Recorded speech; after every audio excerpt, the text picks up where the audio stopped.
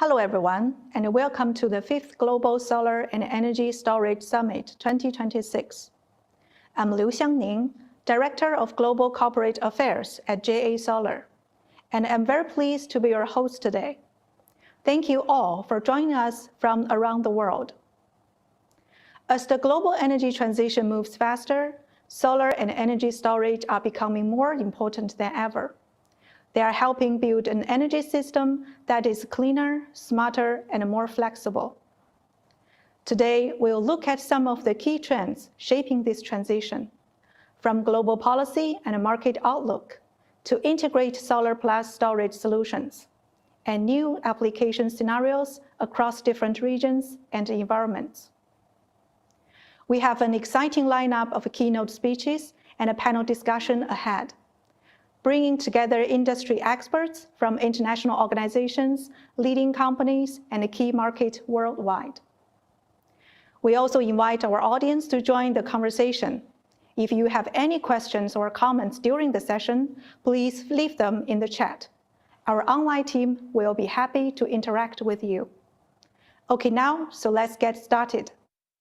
To begin, let's look at the global policy trends shaping the future of solar and energy storage. Our first keynote is titled Solar Plus Storage Driving Net Zero, Global New Energy Policy Trends for 2026. It's my great pleasure to introduce our first keynote speaker, Elena Stefanova. Elena is the lead of the IRENA Coalition for Action, a global multi-stakeholder platform advancing the energy transition through engagement across governments, industry, and civil society. She drives strategic dialogue on policy, investment, and market development, and leads IRENA's legislator forum to strengthen parliamentary engagement on renewable energy. Elena brings over 15 years of experience in energy policy, international cooperation, and renewable energy deployment across Europe and the emerging markets, with a strong focus on enabling frameworks for scaling clean energy transitions. Please join me in warmly welcoming Elena Stefanova. Good afternoon, and first and foremost, I would like to thank our gracious host, JS Solar, for the opportunity to join the 5th Global Solar and Energy Storage Summit 2026.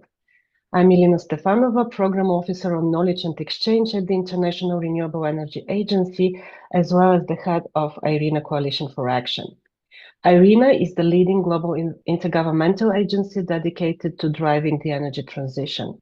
IRENA's mandate is to accelerate the adoption of sustainable use of renewable energy worldwide, advancing sustainable development, expanding energy access, and ensuring energy security. IRENA Coalition for Action is a partnership of over 180 members, including JS Solar from the private sector and the civil society. The coalition serves as key international platform for discussing industry trends, determining actions, and exchanging best practices to drive the global energy transition while ensuring non-state actors' voices are heard. Today, I'm presenting findings from two IRENA publications: the Renewable Capacity Statistics for 2026, which has been just released, and the IRENA Coalition for Action report on key enablers for the energy transition, solar and storage. 2025 was a record year for renewable energy, with 692 gigawatts of new capacity added. Renewable energy dominates the total capacity expansion at 85.6% share for 2025, while non-renewable continues to account for a smaller share of additions. This is the highest annual increase on record, both in absolute gigawatts and in percentage growth terms at 15.5% from 2024's 582 gigawatts. 2025 has delivered another record year, and the context in which this growth is occurring matters to everyone at this summit. Geopolitical instability is placing energy security back at the top of every government's agenda. Fossil fuel price volatility is a real and present risk. Renewables are the structural hedge homegrown, low-cost, and deployable now. The headline is that the renewables now represent 49.4% of total global installed power capacity, sitting at 5,149 gigawatts of renewable capacity. We are approaching the point where renewable energy is the dominant technology in the world's power system, and this is a remarkable statement to be able to make. Solar leads overall with 2,392 gigawatts, with wind and hydro at over 1,200 gigawatts. What we do fall short on is the tripling target, or UAE consensus that was agreed by over 198 countries at COP28, to reach over 1,000 gigawatts annual additions from 2025 till 2030. And now on the technology specifics. For solar PV, the global weighted average levelized cost of electricity for utility solar reached $0.043 per kilowatt hour in 2024. That's 41% cheaper than the least expensive fossil fuel alternative. Between 2010 and 2024, the LCOE fell 90%.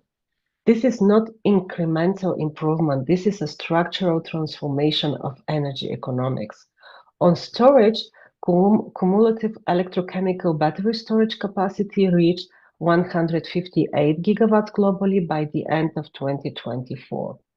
69 gigawatts of stationary battery storage was added in 2024 alone, nearly double the prior year.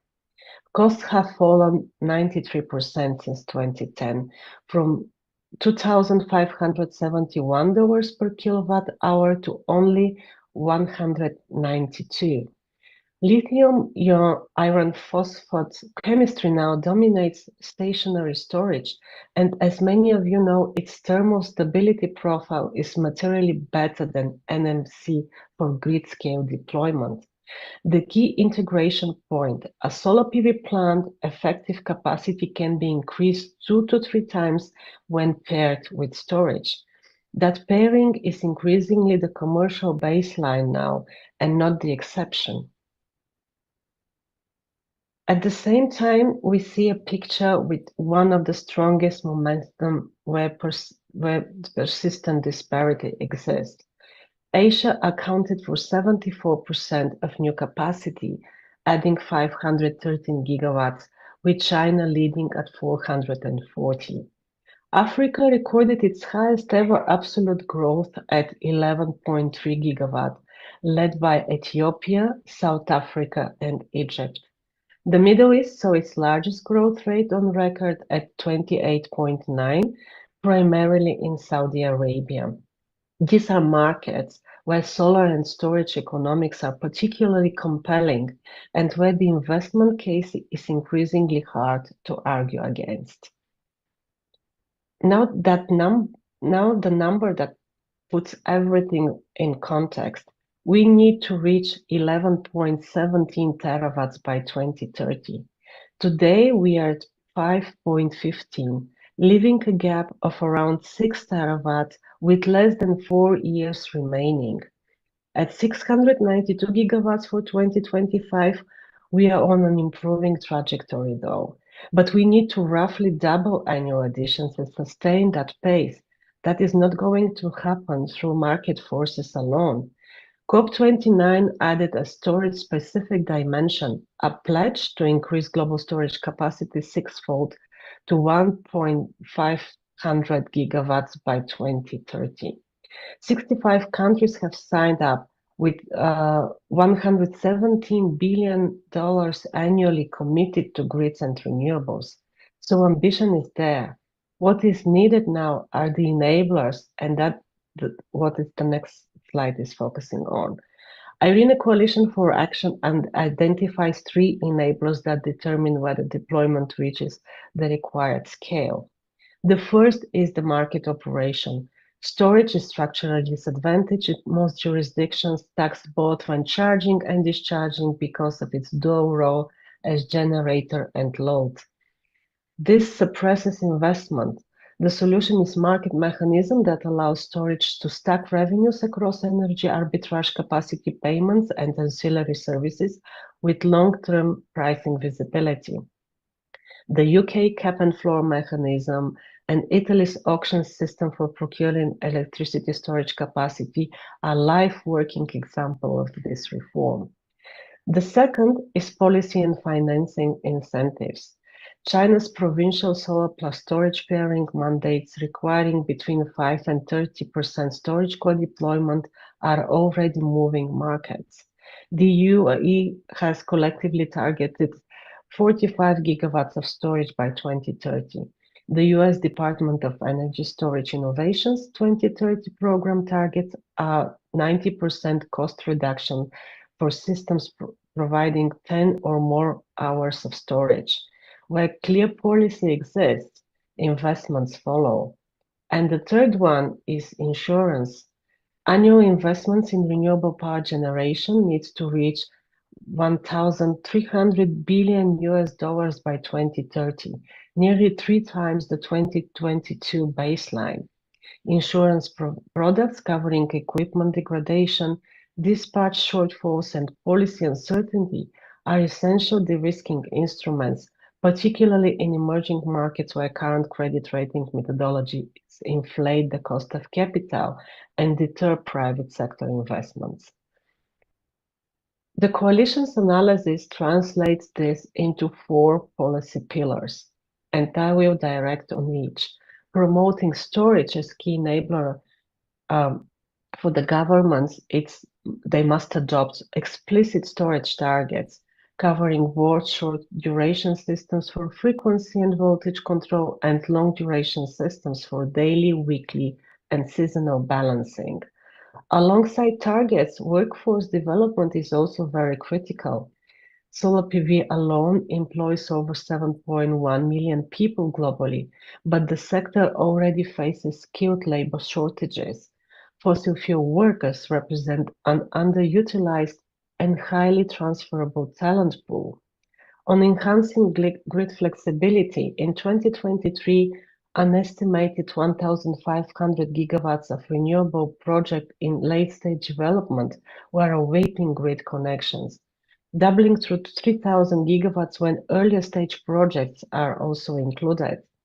Grids are the bottlenecks, and battery storage equipped with grid-forming inverters can now provide voltage and frequency services previously exclusive to thermal power plants only. And this is a fundamental shift in what storage can offer to a system operator. On financing and insurance, storage must be recognized as an independent, bidirectional participant in electricity markets, not subject to double network fees. Cap and floor mechanisms, contracts for differences, and blended finance instruments are the tools that regulators should be deploying to create long-term revenue visibility and attract capital to the sector. On standards and certification, battery systems contain over 1.5 million components. System failures carry serious consequences. Over 100 safety incidents globally since 2011 were reported, with 19 to 20 incidents recorded in 2023 involving NMC chemistry. The IEC framework provides the foundation, but significant gaps remain in operational and lifestyle standards. Global harmonization on grid connection standards for storage is an urgent priority for us all.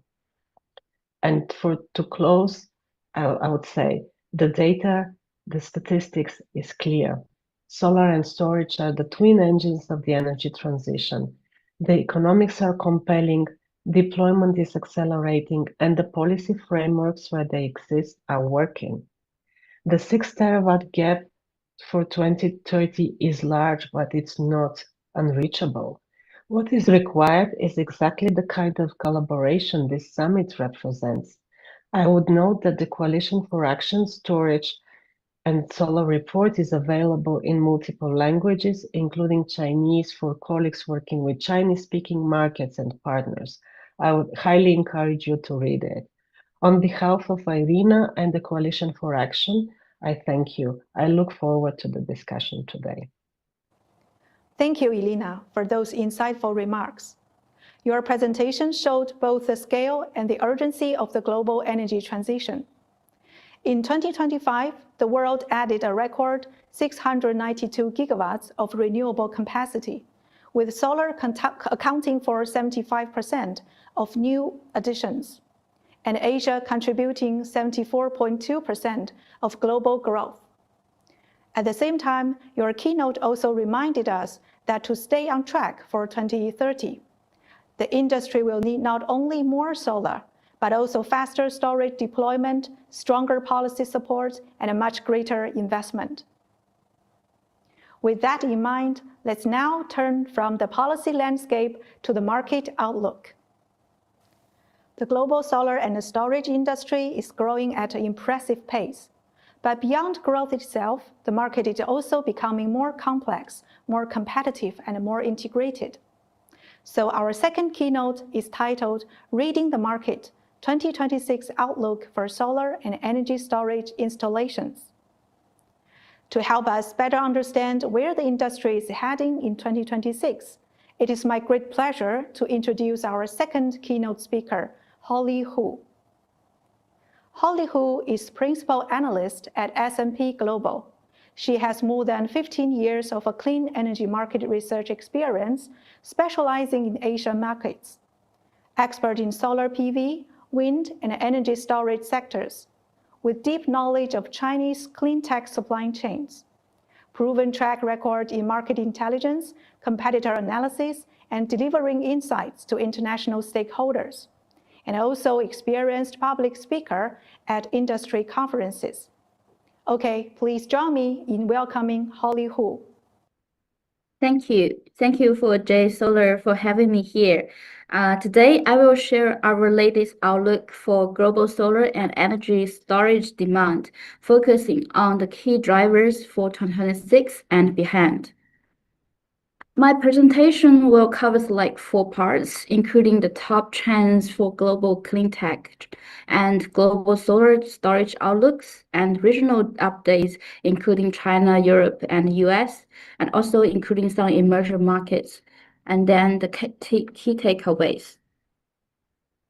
Early this year, we actually published our 2026 top trends for clean technologies, and 3 trends framed 2026. AI data center are lifting the power demand, grid and flexibility are the bottleneck, and policy outcomes are increasing regionally. These 3 forces explain most of what we're seeing in the energy and storage side. The number here we are next to the keyword simply indicate how many times in the terms appears in this reference articles. So it is a quick way to show what topics dominate the conversation. This schemes also strongly align with what we heard at CERAWeek in the late March 2026 under the topic called Convergence and Competition, Energy, Technology, and Geopoliticals. The main reflections were energy is entering a new era shaping by convergence and competition, with geopolitical tensions and also the intersection of energy, AI, and technology reshaping the market and investment priorities. Okay, let's move into the detail on global solar and energy storage look like in these sections. Firstly, the key message for the solar is 2025, solar hit another record in 2025 with over 600 gigawatts level added in 1 year. And in 2026, global solar dips for first time, mainly because of China's lows. On the energy storage side, the story is different. Global demand for energy storage will continue to grow strongly. So let's look at a few minutes for the global solar overview in the past 10 years and from 2015 to 2025. In last 10 years, the amount of solar annual installation has increased more than 11 times.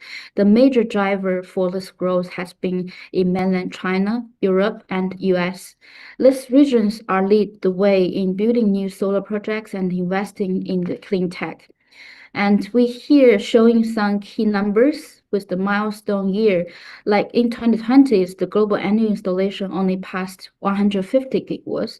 And in 2 years later, we are reaching the 250. It's nearly doubled. And 2023, the installation reached another 400 years record. And even in 2024, we have over 500 gigawatts in installed in 1 year. And another record year is 2025 with over 630 gigawatts level in last year. So the pace of solar installation was quite significant. So we're using some simple terms to explain this speed. Like in 2025, the world installed about 1 gigawatt of solar every week, and 2018 we are like installed like 1 gigawatt every half week. In 2023, we are also installed almost 1 gigawatt every year. And in last year, we nearly installed 1 gigawatt nearly half day. So this speed shows how quickly the pace of solar installation has accelerated in the past 10 decades. Okay, going forward, we see 2026, the global solar market experienced the first time declining in the new installations, primarily due to the sharp drops from China. Chinese solar installation are projected to fall from around 360 gigawatts DC in 2025 to 200 gigawatts DC in 2026. So net decline 100 gigawatts level, which pulls total global solar installation down to the 593 gigawatts level by 4% year-over-year declining. While the other regions like European and experiencing quite solid growth with 70% annual growth rate projected, and the rest of the world is also growing even faster at 45% growth rate. This is not enough to offset the significant reduction from China. But we look ahead the next decade, from 2026 to 2035, the global demand still maintain positive because we saw the global installation are still expected to return to the growth pace with 700 to 800 gigawatts annually by 2035. So the energy disputes and supply concerns of 2026 are promoting many regions to reconsidering their energy strategy, making solar and are increasing attention option for both energy independence and affordability. Also, we take a look on the energy storage installation in globally as well in the past decades. The growth rate for the storage seems quite strongly in the past decades from 2015 to 2025. And in the chart, we see nearly 130-fold from 1 gigawatt level in 2015 to over 120 gigawatts level in 2025. The surge has been driven also primarily by the key countries and market like China. China is still leading the way for the energy storage installation as well. Even in the past 5 years, in China, we growing like 46 times during the last 5 years. And Europe and North American also contribute the significant growth as well, and each expanding like annual installations for storage by about 5 times. As renewable energy penetration rise in those key regions and market, we need the energy storage become even more urgent. This trend is reshaping by the global energy storage landscape, setting new record year after year, and accelerating the transition to more flexible and resilient energy system. And for the forecast of global energy storage installation, also very positive in the next decade, with annual volume expected to rising more projected coming online to the world market. Focusing on 2026 number first, China continued to be the largest market for energy storage installation, although the growth rate slowed down to 7% year on year, but the most robust growth is coming from the European. Well, the annual installation was setting to increase significantly, jumping from 80 gigawatts in 2025 to 33 gigawatts in 2026, driven by the new regulations, mandatory flexibilities assessment, and shift towards solar co-located with standalone storage solutions. Meanwhile, the rest of the world also experiencing strong growth for energy storage as well. This region start from a low base, but their urgent needs for reliable power and increase the grid and access, making solar plus storage is increasingly affordable and efficient solution for the local users. As a result, the global energy storage is become more diversified in the market regions, and also new market contribute to overall expansions and helping the driver to the transition of decarbonization, decentralized, and digitalization for the new world for energy.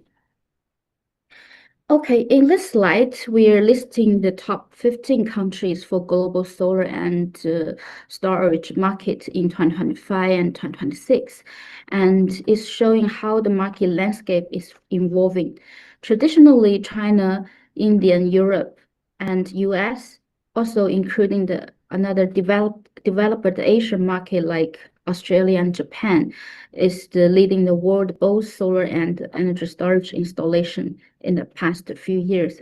However, we also seen some significant growth from emerging market as well, such as Pakistan has rise to the 7th place in the solar installation in 2025, and Middle East country like Saudi Arabia have made stronger advance in both solar and storage by developing large-scale utility projects. In the energy storage side, several European markets, including Bulgaria and Romania, are emerging as fast-growing markets in 2026. The tables on the slides also shows the market concentration ratios is changing. In 2026, China's share of global solar dropped by 15%, and the storage share falls by 10%. So the market concentration is gradually falling because of the central market. Only the biggest market shares is a little bit slowing down, but the more countries are entering to the top rankings, and solar storage become more growth for diversified trend, and more developed countries coming to this installed solar and storage. Also, renewables, especially solar, remaining the default new capacity for many regions and countries due to we have a fast installation speed and cost effective. The concentrate of great integrations, so the winning bailout is increasing solar plus storage. Also, in some region or country market, reliability concern also keep gas and even nuclear in the mix near term, but we still want to mention is solar plus storage and also the renewable become more attractive for many countries in the world to adding to their power system, also adding to their energy system. Now let's move into the regional market section, starting with China because it sets the pace for both solar and storage demand and global supply. China's installed solar base is enormous, about 1.2 terawatt by end of 2025, which driven by 3-5 years plan and that prioritize renewable energy development on the carbon neutrality goals. More than half of the capacity coming from utility scale projects, highlighting the countries are focused on large-scale deployment in the solar side. Remarkably, most of this growth has occurred in just the last 5 years, between 2021 and 2024. That's 45 years. 45 years plan, and China adding over 950 gigawatts of new solar capacity, and that's including like 166 gigawatts from residential to 280 gigawatts from CMI sector and over 500 gigawatts from utility scale. This number underscores China's rapid expansion and leadership in the global solar industry, with utility projects playing the dominant place. And with stronger growth of renewables that transforming the Chinese power sector as well. By the end of 2025, our solar and wind capacity together accounting like 46% of China's total power capacity, and including 31% from solar and 16% from wind. In terms of actual electricity generation, solar and wind also make up like 22% in the power mix. This shift highlights of Chinese leadership in the clean tech deployment and also demonstrate significant progress in reducing the reliance on the thermal power and reduce the fossil fuel use in our power sectors. But in short term, we see 2026 Chinese solar markets is under pressure because we have a listing like 3 restructure reasons here. The first one is the grid is becoming more binding constraint. The second one is the power market pricing reform are pushing the more projects towards market-based returns, which pressures projects economic and increasing the revenue uncertainty. The third, the cost and tariff changes adding another layer of uncertainty for both solar and energy storage investment decisions. However, the near-term solar concern momentum is holding up better than fair, even though with the higher capex, with raising raw material price costs and the removal of export tax rebate on the PV products and batteries start from April 1, 2026, the impact of installation volume has been limited so far. In the first 2 months of 2026, solar connection still reached 32.5 gigawatts AC, and even though down 80%, but still better than our expected. Supported by deferred demand coming from last year and also the reduced sensitivity price volatility. Also, the storage in China still showing the growth momentum.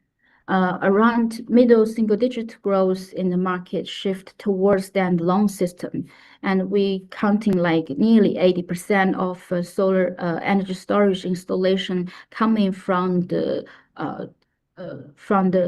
standalone part of sidings, and it's shifting from the co-located with renewables to standalone system. The growth is mainly driven by supportive government policy, especially like number 114 policy announced early this year, which introduced the capacity remuneration pricing for energy storage.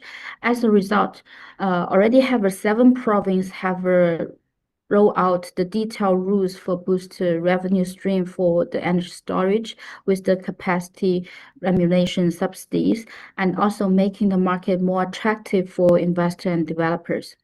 Additionally, CMI sector is expected to rise, particularly with the rapid growth in the AIDC since 2026, and it's important to note province difference level of driver play a big role in Chinese energy storage market as well.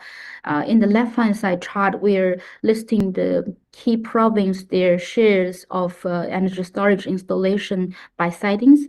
You will see the average national rate is around 78%, but the province level of demand is driven by different types of segments. So that means we need to dig out more deeply, and together with growth factor, and we create a quite solid foundation for expansion for the China energy storage demand. Also, 2026 is a start year for the new 15th five-year plan, which prioritize our energy security and system transformations. This plan reinforces a renewable lead transition, but emphasizes the grid modernization and increasing flexibility for energy storage are essential for reliable integration. China aims to adding like at least 200 gigawatts of solar and wind annually through the 2030, target total 3,600 gigawatts of renewable by 335, according to our new NDC's target. The policy is also shifting towards the market-driven emission target and also rewarding reliability, supporting growth in the energy storage and also flexibility power solutions. The new demand drivers like hydrogen or AI DC centers further strengthens the push for renewables and storage demand. Okay, let's move into the Europe. Europe has become a pioneer in the global renewable energy deployment, leading the way in the energy transition and also demonstration the clean tech, how that drives the real changes in the power system. So let's take a look in the details on the energy transition in Europe. We say Europe's energy transition is well underway. Over the past 15 years, European countries have a shift towards renewables, resulting the greenhouse gas emission down for 34% below 1990s level. Also, oil and coal are being phased out gradually in 2025. The solar and wind together produced more power, more electricity than all fossil fuel combined. So that's a quite big milestone for the European market. But European energy market also facing some trilemma because how to balancing the climate growth with the energy security and affordability, and also the industry competitiveness is also quite important for the policymaker to decision. So the policymaker are combining the regulation, investing in the grid, and also with the storage infrastructure, and to supporting the innovation to accelerate the climate target while keeping the energy pricing manageable, and the sustainable growth in the industry level is the key purpose to balance with different angles. Despite some setback in the decarbonization target, renewable remain the central for European power supply expansion. Even under less aggressive policies, renewable are still forecasting being the main source of electricity by 2050. In chart, we see by 2030, European is target like 67% of power generation from renewables, and this number will raising to 81% by 2050. So ensure that Europe stay on the track for the decarbonizations. So the renewable still be the choice for the European market to be more decarbonized and also the energy independent solutions. European PV also driven by leading market like Germany, Italy, Spain, France, and Turkey, but emerging market also growing rapidly recent year. For the demand segment, DPV is always been the top shares for the European market. Distributed installations like residential and commercial side of segment is drivers the European market demand. The annual installations for solar also tripled since 2050. Forecast also exceed to 100 gigawatts by 2028. And we see from the share of demand, both utility scale and DPVs cover the main shares in this market. For the energy storage, 2026 is also a pivotal year for European energy storage market. The EU rules make system flexibility quantified mandatory requirements, creating clear signals for investor and developer to building the storage into the system. The market reform expand dynamic tariffs and also the energy sharing, strengthening the business case for storage. The battery passport requirements pushing the transparency and innovation, while the national strategies in Spain, Greece, and Germany set explicit energy storage target, accelerating the integration of renewable as well. Okay, let's dip into the European energy storage market. You will see by 2026, the European storage market has some different because the standalone storage is cover large shares in this year and driven by specific factors and the country's demand, such as Germany's merchant revenues, Italy's MACSE tenders, and also the UK capacity market are fueling the growth. These policies mechanisms are making European storage landscape more diversified and robust, and top countries in this region still leading the energy storage demand. And we are seeing like the total top 10 market is like over 80% of European storage installation in 2026. And then we turn to the US market. In the US, we see the economic growth and AI data centers are driving the power demand faster than new generation and the great infrastructure. That's the accelerating the need for scalable renewables and storage solutions. And also the technology innovation and economic development reshaping this country's energy demand.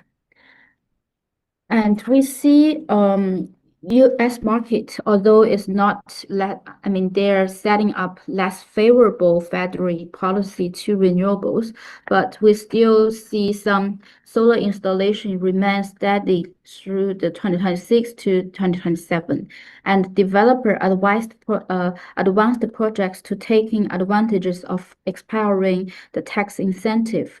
And in this market, we see over 80% of demand coming from utility scale solar in 2025. From the energy storage side, we see the data center is the main drivers for this market. So even though in 2030, we're forecasting like nearly 50% of US energy storage is coming from the data centers driver. Okay, let's move into the emerging market to see how this diversified and the growth momentum in emerging markets here. Firstly, I want to talk about the Asia Pacific regions.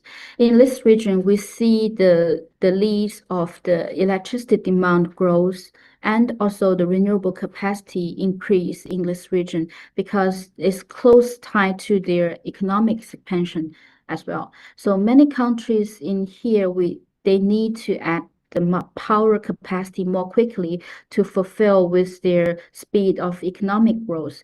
And solar plus storage is a best solutions for them because it's easier to scalable and also is more affordable for those countries, especially for like South Asia and Southeast Asian countries. And also the global South country also represent like 56% of world population, but only adding like 80% of power capacity in here. So in those countries and regions, renewable with storage is easier for them to fulfill their demand in the system because like DPV plus storage is often the most practical and lowest cost way to deliver electricity, improving their reliability and access for their households, business, and community service across those regions like Africa, Southeast Asia, Southeast Asia, and Latin America.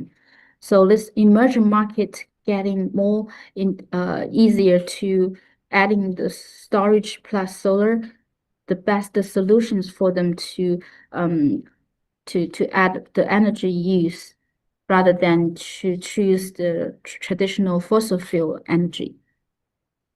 Also, China plays a big role in those emerging market as well. We have a Belt Road policy promoting the clean energy development globally, with 66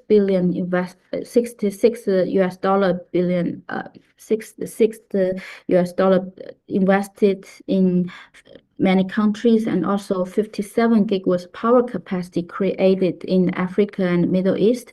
This investment accelerates the global transition to renewables and also support the local economic growth with energy access. So even on the kind of energy tensions right now, and we still seeing the renewable will be the nice choice for those countries have some risk to access to the fossil fuel right today. So in summary of our presentation today, the global energy landscape is enter a new era defined by the convention and competition. Solar installations peak in 2025, but storage continues strong growth. China remains dominant. Europeans' transition is accelerating. The emerging markets are diversifying demand. So the clean tech supports the energy security and also affordability. The future energy will be shaped by innovation, resilience, and adaptations. So thank you. Thank you.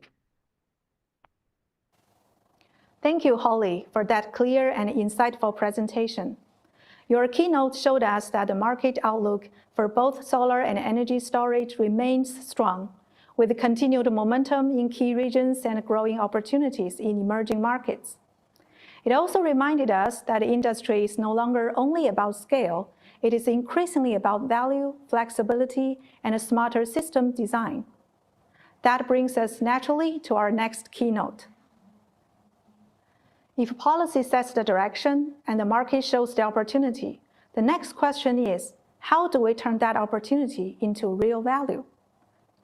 This is also the focus of our third keynote, Reframing Value, Practical Pathways for Solar plus Storage Integration in Strategic Sectors. As a trusted global infrastructure partner for the clean energy transition, JA Solar serves customers in 180 countries and regions worldwide. With integrated solar, storage, and hydrogen solutions and a strong expertise built on real-world scenarios, JA Solar helps turn energy challenges into opportunities across the value chain. As the organizer of today's summit, it is especially fitting that our next speaker comes from JA Solar. So it is my great pleasure to introduce our third keynote speaker, Dr. Ziou Yang. Dr. Ou Yang is President of Product and Solution R&D Center and CTO of JA Solar. With more than 20 years of experience in clean energy research, R&D leadership, and technology commercialization, Dr. Ou Yang's work spans high-efficient PV technologies, energy storage, advanced characterization, PV applications, and recycling. Under his leadership, JA Solar has achieved world record TOPCon solar cell and module efficiencies, further strengthening its position as a global innovation leader in the solar industry. Please join me in welcoming Dr. Ziou Yang. Hello, everyone. Hello, viewers. It's my great pleasure to introduce to you JA Solar's solar plus storage integration strategies to everyone. I will be talking about our views, our strategies, our thoughts on this topic. So the global wave of energy change and transition is unstoppable. JA Solar started with the solar panel making, and we realized that we need to expand our features so that we can really try to solve the climate change issue. With the very strong policy support, we see that energy transition needs to be combined by energy generation and energy storage to have a full picture. So luckily, with continuous technological breakthroughs, we have improvements in photovoltaic conversion energy and rapid decline in the cost of energy storage. So eventually our vision can come to reality as of today. So then we sneaked a very significant market demand on the integration and upgrade. So that's why we think it's the right time to introduce the JA plus X. So that's our scope, a trusted global infrastructure partner for the clean energy transition. It combines JA to unlock the value across the entire value chain with integrated solar, storage, and hydrogen solutions, with X, which is the application, the working scenarios driven by deep expertise and real-world scenarios, so that we can turn energy challenge into opportunities. So thanks to JA's global service framework and support assurance, we can make it happen. So JA's sales and service network covers major global PV markets among 180 countries and regions, providing high efficiency and high quality services to its global customers. So market layout based on demand and ensures the steady progress of the company. So you can see we have sales, subsidiaries, warehouses, and operation centers around the world. So I will be talking about the global challenges in solar space expansion, challenges across different applications, and provide our all-in-one solution. And I will showcase some of our success stories, some of our implemented projects. So solar PV remains a key, as you can see, but it starts to focusing solely on PV is increasingly insufficient. As we can see, the ROI, return of investment trend, sort of started to decline a little bit since 2021, and both on the distributed market or the residential market. And we can see that the global average PV curtailment rate is increasing. We believe there is a link between the decrease of the ROI and increase of the curtailment. Curtailment means, for example, in a noon time and there's too much solar generation, then the demand. So the energy generated is simply wasted. So we see that in all different countries and regions, we find the curtailment is getting more and more. So the solution is storage to smooth out everything.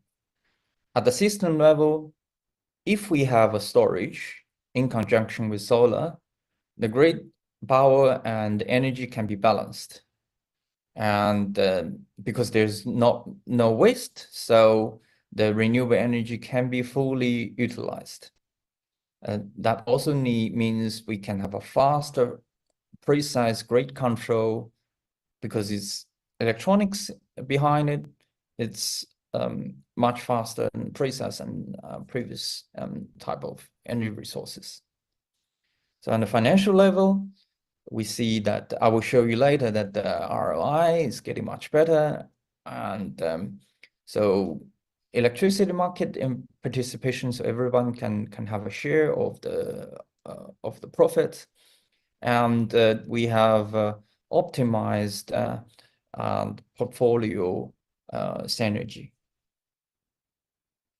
So take a C&I project as an example. We see that, for example, it's industrial rooftop photovoltaic system with or without the storage. And on the right-hand side, we have a simple specs of the system. And we can see that by having the storage, then we, in terms of total investment, increase by 0.0353 US dollar per watt. It's 5.3 cents US dollar per watt.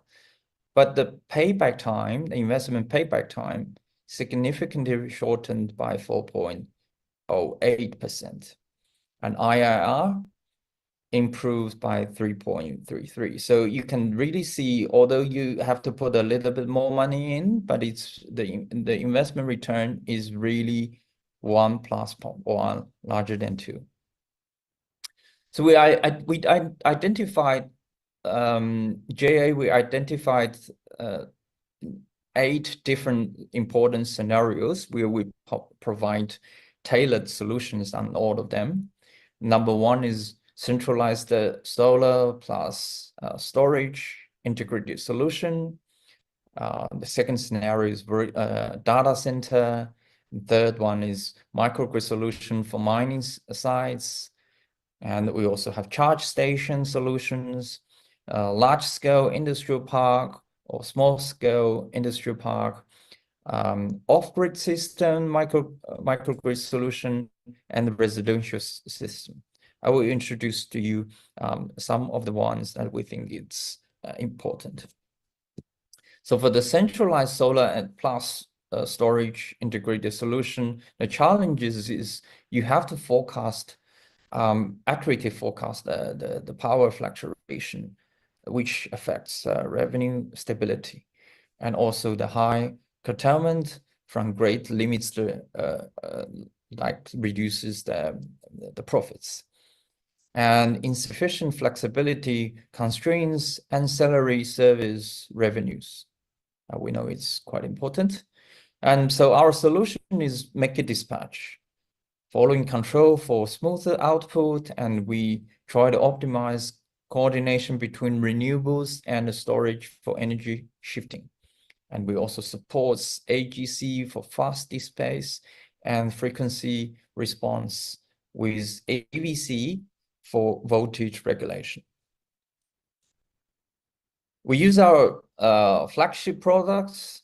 On the PV side, we use our highest efficient TOPCon modules with very high beneficiality for the utility scale applications and very low yearly degradation, and also low irradiance performance to feed for cloudy areas.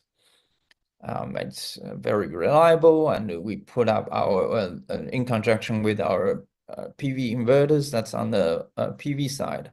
On the BESS side, we have our 5 MWh. I will introduce a little bit later, of our utility scale BESS system with either centralized PCS and step-up integrated unit, or string PCS step-up integrated units. So for the integrated solar and storage solution for data center, we know that the challenges is soaring electricity price, rises that the cost and the make budget unpredictable, and underutilized renewables, hinged PUE compliance, and supply demand time mismatch undermine power reliability. So the difficulty is that you have unpredictable generation on one side, and also unstable consumption on the other side. So our solution is to enable peak shaving and valley filling to maximize ROI while balancing supply and demand. And we maximize the solar self-consumption through solar storage load coordination. That's very important to balance everything. And we optimize power topology with enhanced backup capacity and runtime for a renewable power supply. So our it's a combination again with our flagship products, and with the panel we focus on high load, high hail resistance, and self anti-dust functionality and self-cleaning functionality. On the BESS system, it's very similar to our centralized one. It's also use our 5 MWh utility BESS with either central or string integration unit. So for the storage microgrid solution for mining sites, The challenges are high grid extension costs, leave remote mining area without reliable power. So it's almost like a off-grid system. So usually diesel dependence drives up the cost while reliability stays low. So usually diesel generator is something that it takes all the loads. And renewable resources such as solar and wind remain unutilized. So our solution is that we have the PCS supports multi-unit parallel operation in either PQ mode or VF mode. And also actually both. In other modes we can switch easily. And also high power AC coupled solar storage diesel integrated microgrid system enabling integration with diesel generators. So the diesel generator used to be a main power generator. And then with the solar, with the storage, the diesel generator becomes backup just in case something bad happens. So the use of a diesel generator is the demand is much less. So also black start capability supports bottom-up system restoration after outage. This is just what I talked about. So again, it's a combination of solar and also the energy storage system, best of the best. So the integrated solar plus storage plus charging station is getting more unpopular with the EV kind of taking up the market. So again, the challenges are limited grid capacity and complex grid interconnection, slow deployment, and extent of ROI. So we believe the charging station is a key parameter is a key to increased uptake of EV market as well. Also, the grid failure and the load shedding cause downtime on operational disruptions, and single revenue structures limit flexibility and resilience against market volatility. So our solution again is to coordinate solar plus storage plus charging operation to maximize the solar self-consumption and reduce the grid capacity requirements. It's kind of self-supportive. So again, the backup power supply support helps remain charging available during grid disturbance. So it will not affect it if the grid is not stable. So we also participate in ancillary services and electricity markets to create diversified revenue streams. So again, a lot of parties, the shareholders, they can enjoy the benefits. So on the PV product and BESS product, it's slightly different from the previous cases I talked about. So for the PV side, because the charging station, they have a different diameters. So we want to make sure that the panels are also flexible, which means we have small to medium to large size solar panels. So our customers can have a freedom to choose. And also for the CNI all-in-one BESS, so it's smaller but more compact. It's 261 kilowatt-hour system with smaller, like 100 kilowatt, 215 kilowatt-hour microgrid hybrid ESS or split ESS. So the advantage is actually when I talk about the working scenarios and case studies, we talked about some of the benefits of our latest Deep Blue 5.0 solar panels. In general, it's just very high in efficiency and very reliable.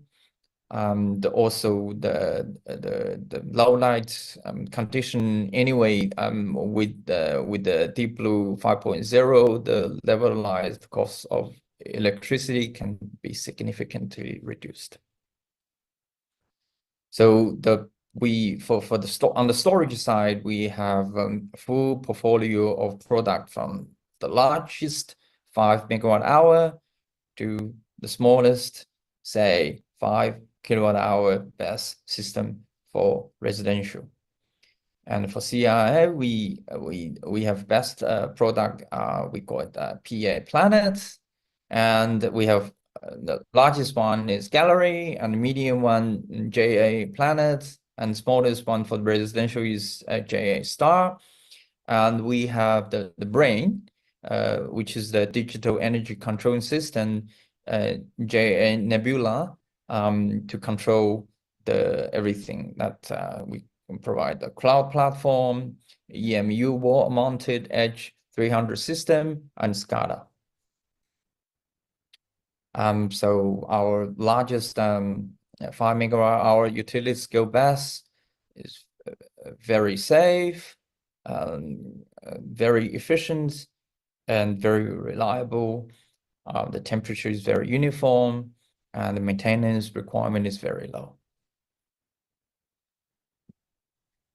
And our JA Planet, which is for the CNI application, the all-in-one solution. It's safe, efficient, reliable, and we got a lot of important certificates, as you can see on the bottom right.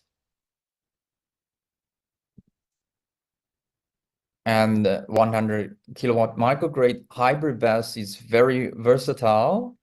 Other than other benefits, it's also quite very, very flexible, and compatible to different working scenarios, and response time is very, very short, and also it's quite configurable to fit into different systems with different sizes. It's highly intelligent and efficient. The Nebula system is a Brain, and at the scenario level, we can have a user interface at the back, an energy like a mobile phone app, an energy platform system at the platform level. We have all kinds of controllers. For utility scale, we have the SCADA. At the device level, we can use it for different working scenarios. So it's a digital solution for smart zero carbon future. So some of our success stories, we've done a lot of projects. I just want to showcase 4 of them here. One is the first one is the centralized solar plus storage integrated solution in Inner Mongolia of China. And that's the left up. And also we have a centralized solar plus storage integration solution in one island in Italy. And we have integrated solar plus storage for a large-scale industrial park in Zhejiang province of China. And we have a microgrid solution, a case in Nakuru in Kenya in Africa. So it's quite versatile. So that comes to the end of my presentation. I just want to say that again, our core value is always been customer-centric. Thank you very much. Thank you, Dr. Ouyang, for that inspiring keynote. Across our keynote sessions, we have heard a clear message. Policy is setting the direction, market demand is building momentum, and the industry is moving toward more integrated, value-driven solutions. Together, these insights show that solar and storage are entering a new phase of growth. And that brings us directly to our first panel discussion: global perspectives, new value drivers, and growth opportunities in key markets. It is now my great pleasure to introduce the moderator for this panel, Youru Tan. Youru Tan is a senior associate at Bloomberg NEF, a leading provider of strategic and industry research and data driving the global energy transition. Based in Hong Kong, he specialized in in-depth analysis of the global solar supply chain as part of an international solar team. Youru is the principal author of the Bloomberg NEF Solar Supply Chain Index and the supply section of the Global PV Market Outlook, one of the most read publications on the financials and industry of the global solar markets. He holds bachelor's and master's degree from Hong Kong University of Science and Technology. Youru, the floor is yours. Hello, everyone. Thanks for joining us. And good morning, good afternoon, and good evening. That depends on where you are. And thanks, Xiangning. And it will be great to hear with all of you. And I'm Youru Tan from Bloomberg NEF. I'm really happy to moderate this panel and having the discussion with all our specialists on this topic. So today we are going to discuss the global perspective, new value drivers, and growth opportunities in key markets. So we just heard the keynotes from the previous speakers that our industry is changing rapidly, and the market is transitioning from the scale expansions with low price competitions toward the next phase. And we have more discussions on how we can diversifying our revenue models and building a better value for our customers, and also how we can create a better value for the group, investor, and different local market players. So in these sections, we'll look at what have been shift really means in the practice, and how solar plus storage is changing the project economics, and where's the next growing opportunities that may come from. So let me quickly introduce and welcome our distinguished panelists. So we have Michael Shamina, the Executive Advisors and Director of Market Intelligence from Solar Power Europe. We have Kim Kat Martinez, the Director at K4K Training and Advisory, and from Econ Strategy Consulting. We have Jan Fosak, the CEO of Czech Energy Storage Associations. And we have Eduardo Tobas, the Managing Partner from World Capital. And finally, we have Mateo Villa, the General Managers of BET Solutions Business Development and Finance Department from JA Solar. So thanks for all to joining us. So let's get started. So in the first discussions, we will focus on how we can change the current price competition situation to create a better value, and how the industry is moving beyond the scale-driven growth. So first of all, let me invite Michael to ask you questions. So Michael have been tracking the European solar market for many years. So from your perspective, how does this shift from the price competitions to value creation actually looks like in practice from your observations? Michael?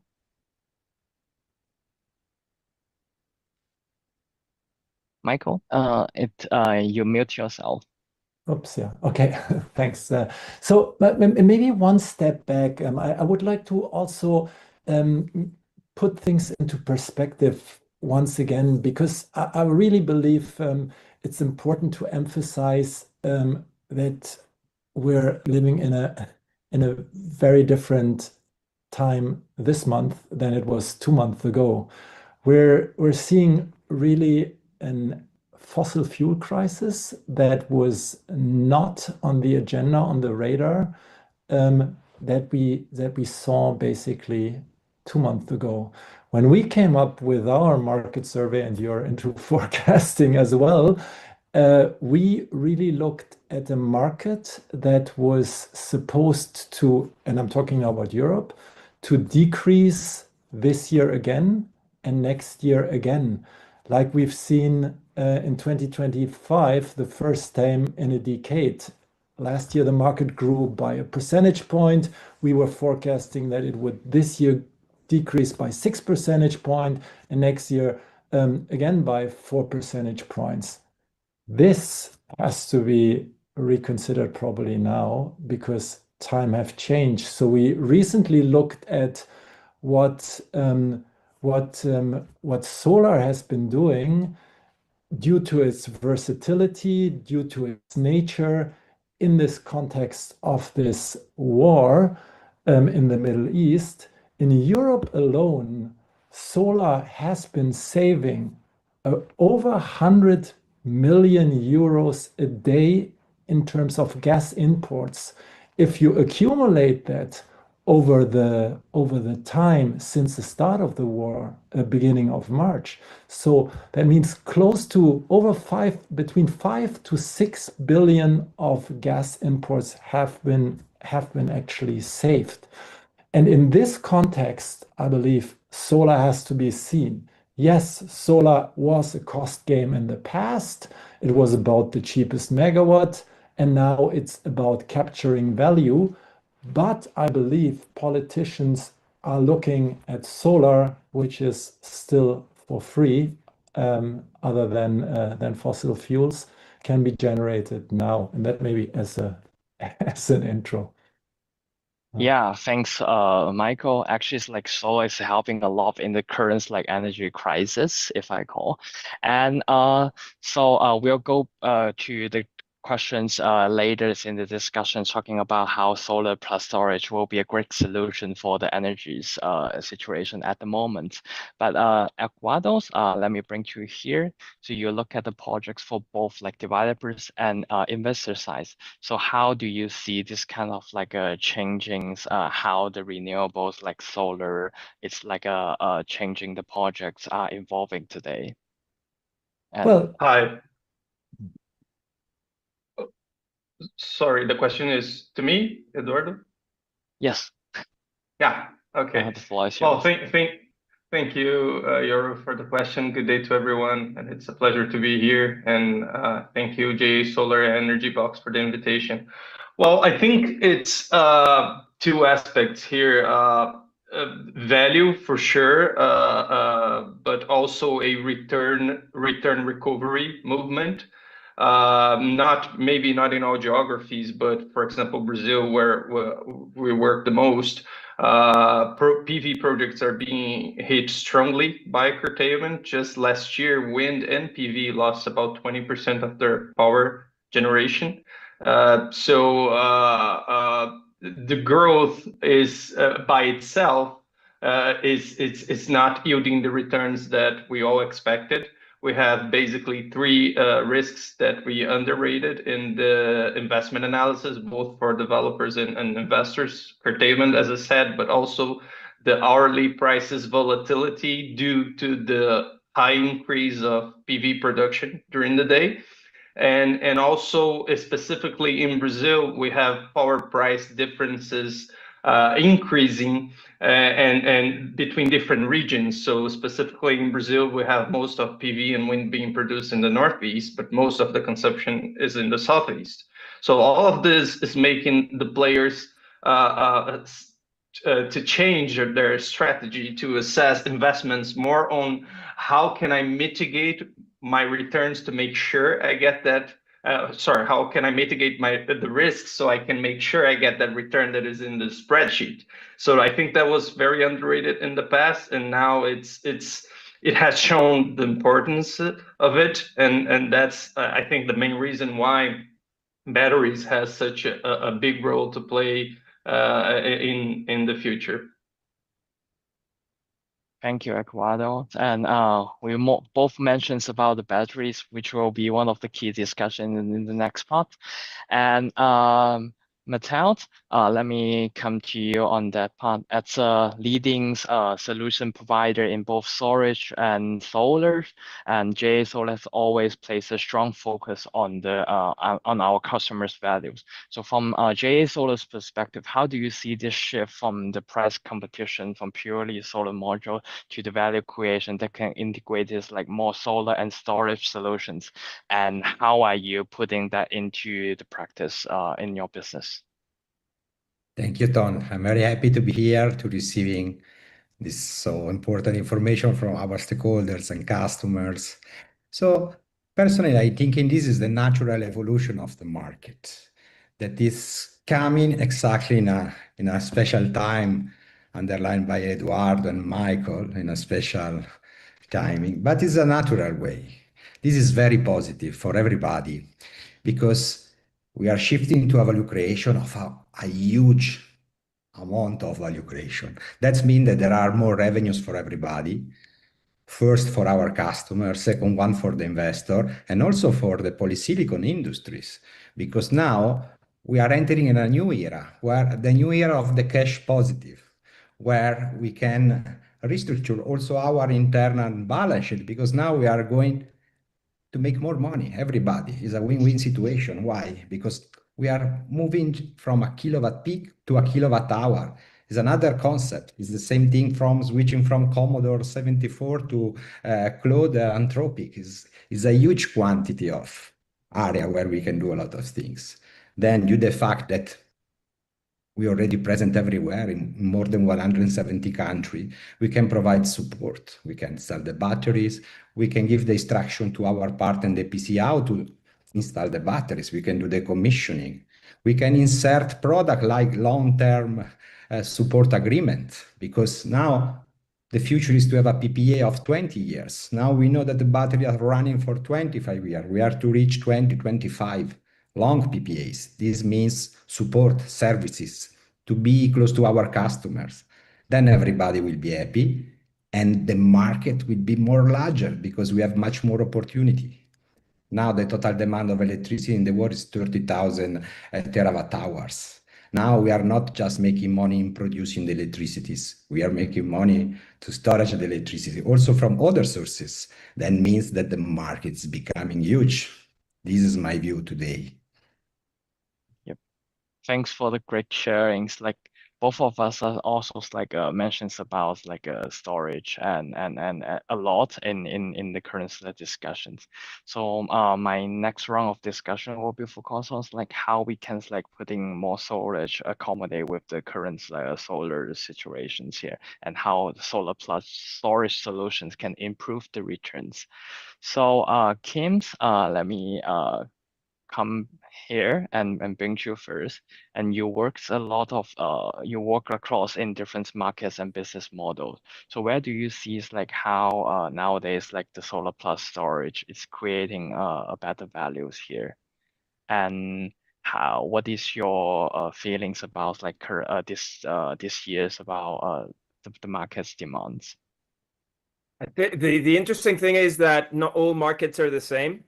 They don't reward flexibility in the same manner. So most of the assessment, the initial assessment everybody takes when they have a PV plant, which has greater and greater exposure to market prices through cannibalization, which indirectly then impacts the sort of ability to secure longer term PPAs on a pay as produced basis. I'm talking about on a more reasonable basis. And then you start noticing, as we see this in Spain in particular, where you have these PPAs base load at a very significant premium over a PPA base produced solar. So clearly the initial instinct by developers is, right, if we add storage, we'll be able to energy shift, right? So we'll be able to shift that energy into hours from when it was a very low value to the system to a much higher value to the system. So it seems pretty straightforward.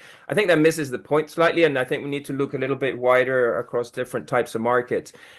There's volatility in all markets, even when there isn't a lot of renewable penetration. I do some work in Singapore, for example, and there's only a certain amount of limited rooftop solar, and yet there, over the years, you can see that dip in the middle of prices from where it was otherwise. So there's always a role to basically value that type of flexibility, and I think that's where the critical value added of thinking integrated about being able to pull in the batteries into the story is exactly that, but it doesn't get monetized in exactly the same way. So for example, if we go to the Middle East and you're looking for you see there's a lot of huge developments of new PV projects there, but now they're also being accompanied by huge developments of batteries.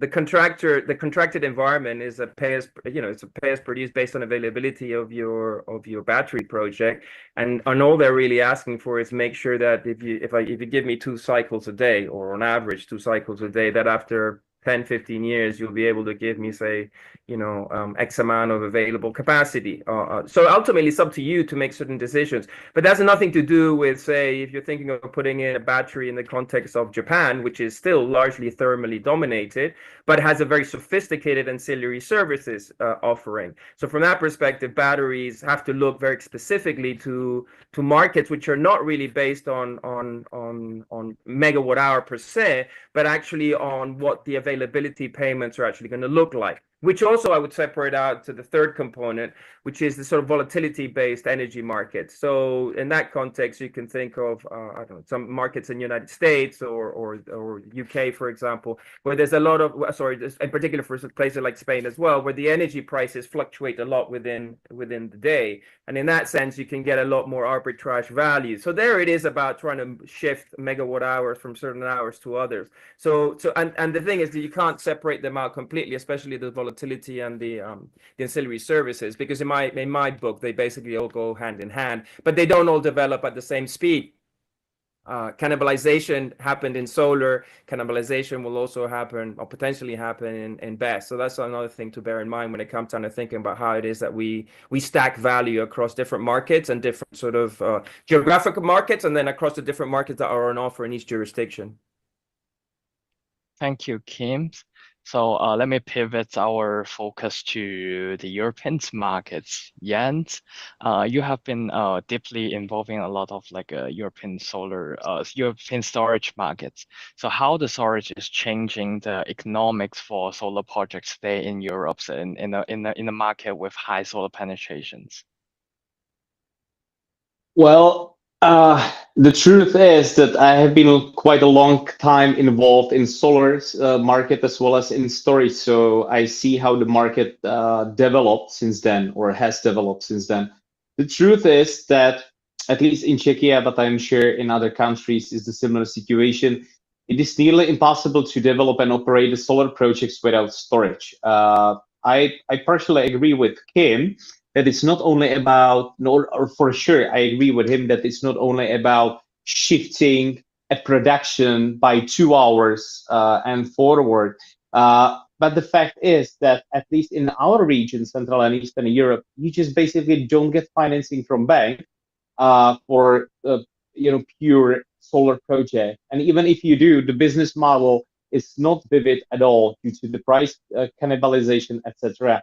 And especially in the world where contract for difference, PV auctions, and other forms of guaranteed pricing, the operational subsidies for solar projects without BESS are not an option anymore, or including Czech Republic, then basically you don't have other options than to add BESS.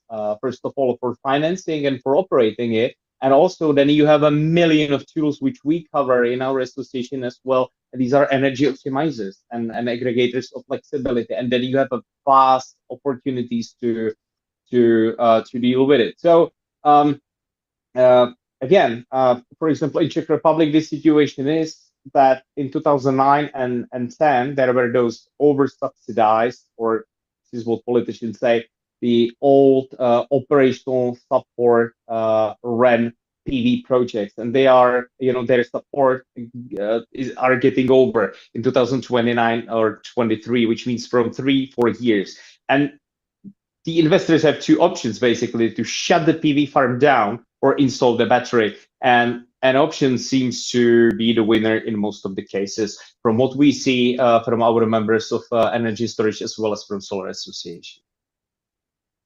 Thank you, Jens. Actually, it's like storage is helping a lot to accommodate even more solar into the grids and creating a better value in terms of the project economics.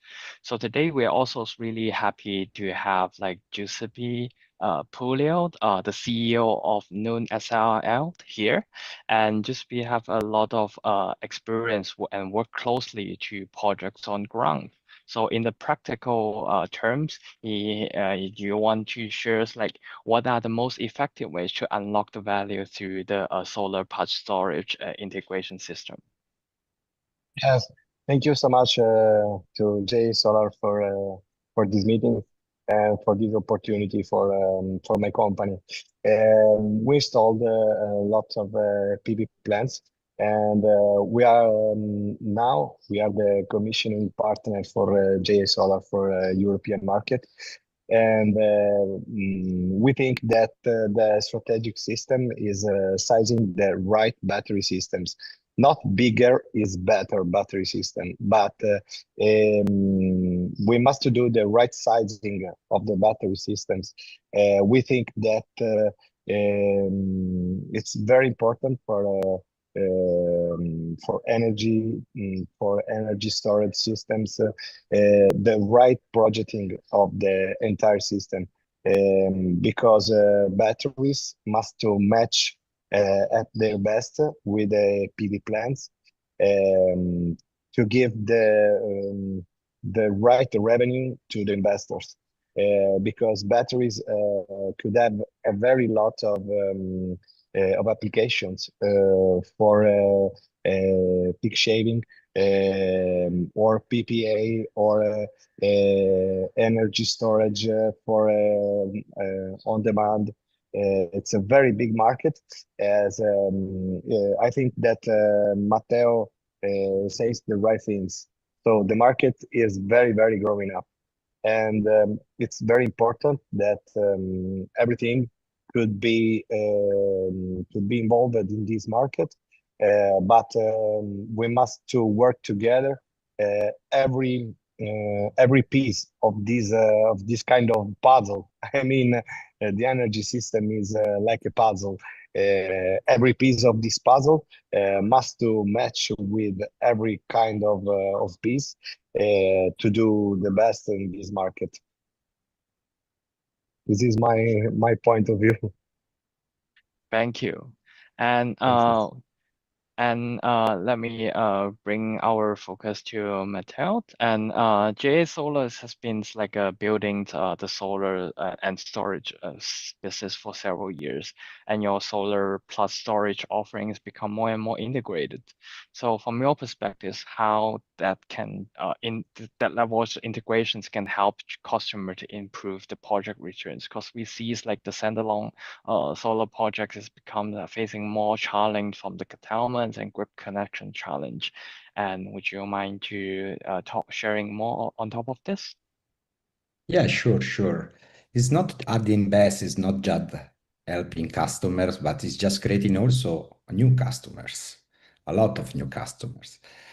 Basically, as also Kim say correctly, that we have different markets because we are European Union, the US market, we have Africa, we have South America, we have Asia, West Asia. So country by country, area by area, we will have different business model.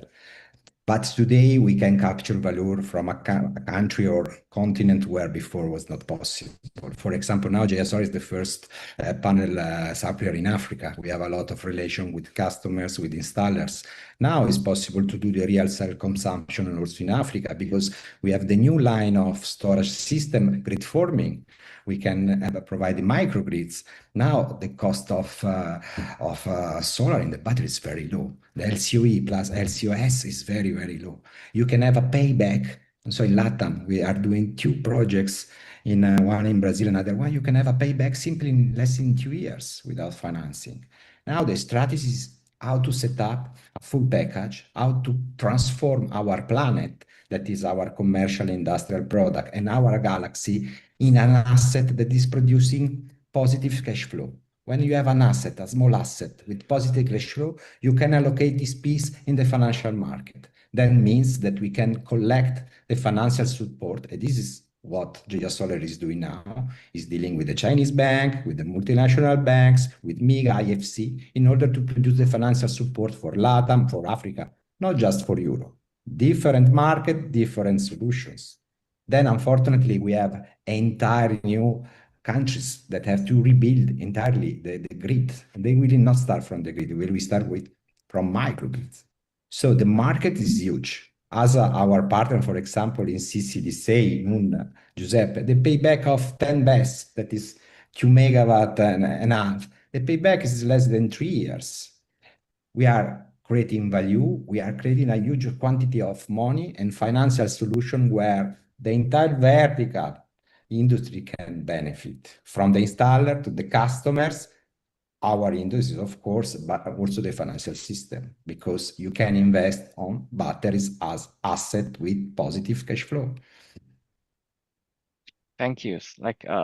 We are really excited to see there's a lot of the opportunity for solar plus storage as a solutions in many markets, and it seems like we are all agrees like the integrated solution is becoming a stronger source of value for customers. And then the question is like, where are we seeing the next growing opportunities? Probably we can see it's like everywhere, but it's good for our audience to know like where do we see the most opportunities and how companies can succeed across different markets. So, Michael, let me come back to you. And as Europeans, as we know, it's a mature market, but still evolving quickly, especially in a lot of solar plus storage projects. So, where do you see the next wave of opportunities in Europe here? Yeah, so unlike solar, where we are somewhat mature, where we also see growth potential in storage is obviously different. So we have around 75 gigawatt hours totally installed, and we think that the market could and should grow by a factor 10 until the end of the decade. So we hope that the market could grow up to 750 gigawatt hours total installed capacity by the end of the year. So that's quite some strong market push that's needed, but there's also quite some pull. So what we see, and that's often the case everywhere in energy markets, and we've seen that in solar, and we see that obviously also in the battery segment, that it's a lot about regulations. So we need better streamlining of permitting and licensing. We need to prioritize grid-friendly assets. It's really about ensuring that fair and cost-reflective tariffs are offered. And so we really have to unlock also the market access and revenue stacking. I think if we look, for example, about the UK, which was the first market in Europe, in the beginning, we had just one or two segments. So it was a lot about frequency. So from frequency response, balancing was there, and the margins were very, very big. And that has changed. So if you look at how the UK looks today, you have a very scattered scheme. Actually, you have a strong wholesale segment, you have the balancing mechanism, you have capacity markets still. So but you have to maneuver actually in all these different segments. And this is something you will see in other markets as well. So basically the UK, which was sort of the pioneer in Europe in battery storage, that's also what we will see in the other markets. So like Germany and whoever is out there. Italy, of course, has an interesting tolling agreement with the Maxus scheme. It's very difficult. So because there's a lot of players getting into the sector, but the potential is huge. But it's not such an easy win for everyone. So you need to have some qualities and experience in order to capture that.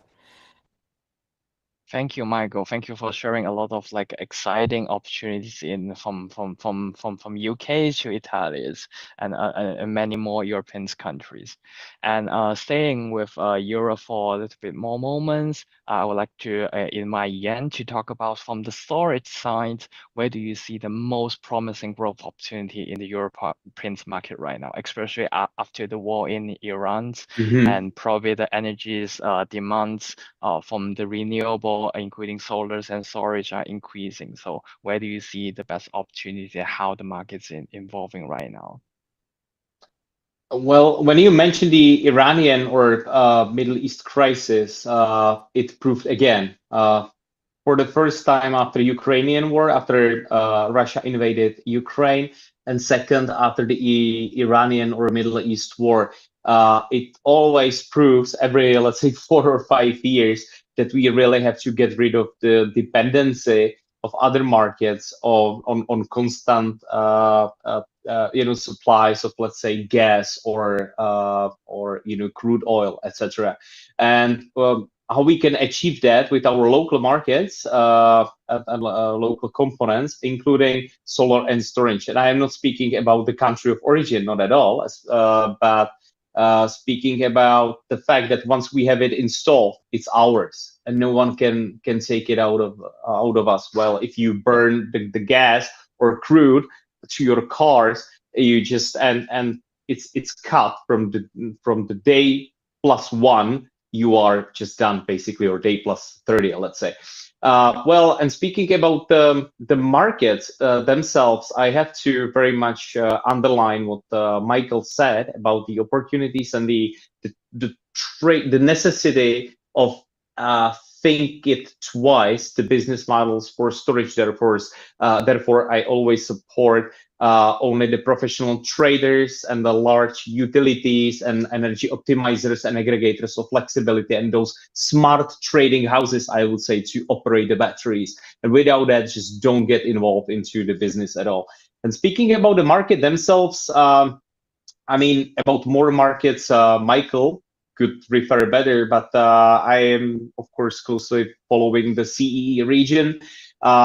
Markets like Bulgaria, Romania, Poland, obviously Baltic countries, and also pretty recently Czech Republic are quite interesting markets. We, for the first time, joined the top 5 markets last year in storage, at least. So we are really getting better. For example, in our country, we have several gigawatts under constructions of battery storage, under preparation and under construction, full legal anchorage, double charging fully eliminated, significant fee waivers for batteries and pumped hydro in the new tariff structure, which is, by the way, one of the most important conditions in all EU countries. And these are the tariffs.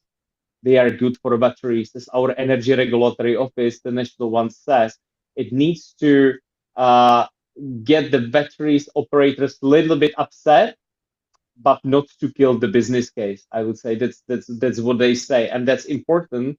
So let's say the costs are not socialized, but the benefits are here. We can use them. Here are some challenges in the surrounding countries, including Germany, like the problems with grid connections. It's a topic for another webinar or 2 days conference. Grid access, I would say, in all countries. But again, we are, for example, actively forming both the positives and negatives. We cooperate on that, for example, with JA Solar or with Solar Power Europe. So if you want to know more about our markets, just let us know. And I'm happy to answer any following questions. Thank you, Jens. We are actually really excited to see the renewable energy, including wind, solar, and storage, provide a much more resilience under the current war with a lot of geopolitical conflicts. And to say a bit, and let me bring you in, and as you work across different business contexts. So in the market, you know best, where are you seeing like the best new opportunities are opening up today, and how would you see the current new demand growth from your observations? Thank you for your question. I think that the new demand of the market, it could be also in a field of application that is the data center, in example. So where the BSS can give energy also like the APS systems, the emergency power system, and they also could save energy, and they also could have a stable connection. This is a new market for Europe. As we well know, a lot of data centers are buildings now in Italy, in the north of Italy, and also in the Europe. I think it could be a new market for the basic basic applications, but also for self-consumption, and also due to the war, like you mentioned it before. Now the energy is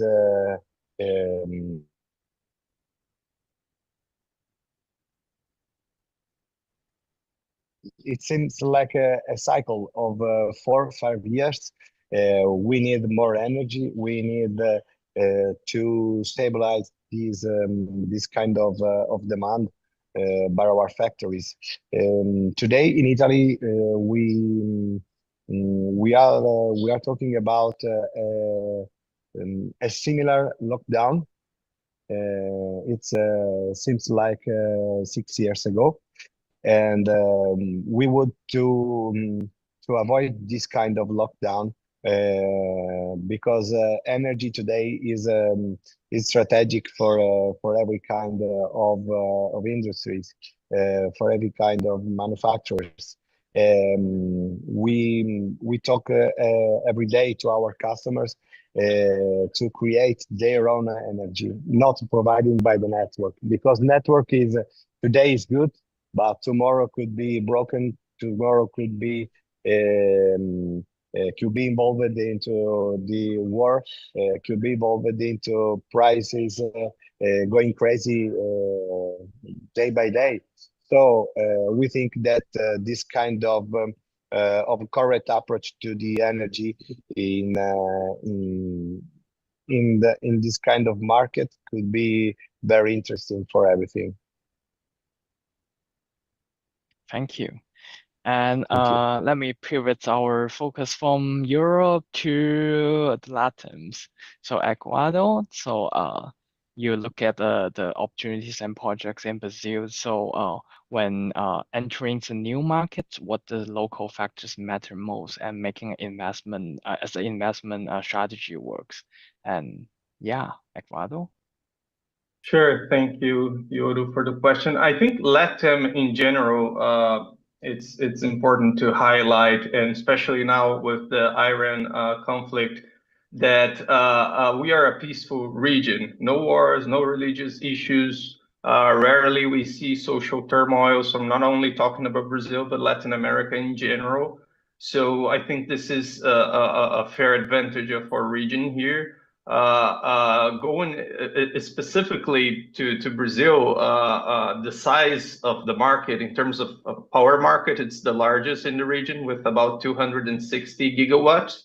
And if we think that the PV penetration is getting high in utility scale, but not yet on DG. And if we take batteries, for example, we haven't reached 1 gigawatt hour for a 260 gigawatt matrix. So there is a lot to grow. So it's a large market, large growth potential historically, except for Chile, that it's always a fast mover. If you take most of the other countries in Latin America, we usually follow the technology a bit later. And this happened with wind and PV, and we're seeing this happening now with BESS. There's a urgent need for it, but the penetration is yet close to zero. Another specific factor of Brazil is crop irrigation. So if anyone of you maybe don't know, we're one of the leading agricultural producers in Brazil. So here, for example, when we talk about behind meter, we're not only talking about commercial and industrial, we're talking about agricultural, commercial, and industrial. So irrigation, you usually need to do it at night, and PVs during the day. So that's a huge opportunity also for behind the meter battery, other than, of course, the capacity markets for utility scale. The Brazil's power regulator is also about to finally publish a regulation specific to BESS. So this will also bring a friendly regulatory environment that mitigates risk and brings previsibility to revenues, and also our very expected first capacity auction organized by the government that should happen by the end of this year, as we see happening last year in Argentina, and it was very important. So I think all those factors are going to help bring more investments here. For some regions, PV maybe not as much, but definitely for BAS, the region brings great opportunities and the necessary conditions for investors to come and grow. Thank you, Eduardo. And thanks for all our panelists for sharing their great view from different perspectives and from different regions. I wish we have more time to talk about the really exciting energy transitions from solar and storage here across the globe. And I think like one of the takeaway from the current discussions here is like the industry now is moving from the purely price competition to creating some more values and adding more values to the grid and to the energy in general. So for companies at manufacturer now, the success is not just about like building like cheaper products and building much more capacities.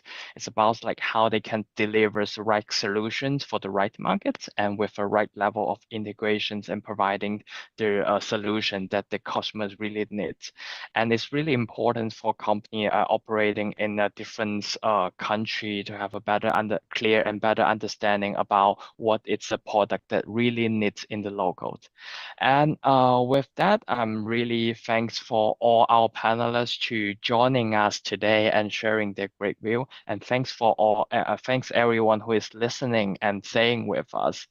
And now I'm back to Shanning, and thanks for JA Solars to having this sections here.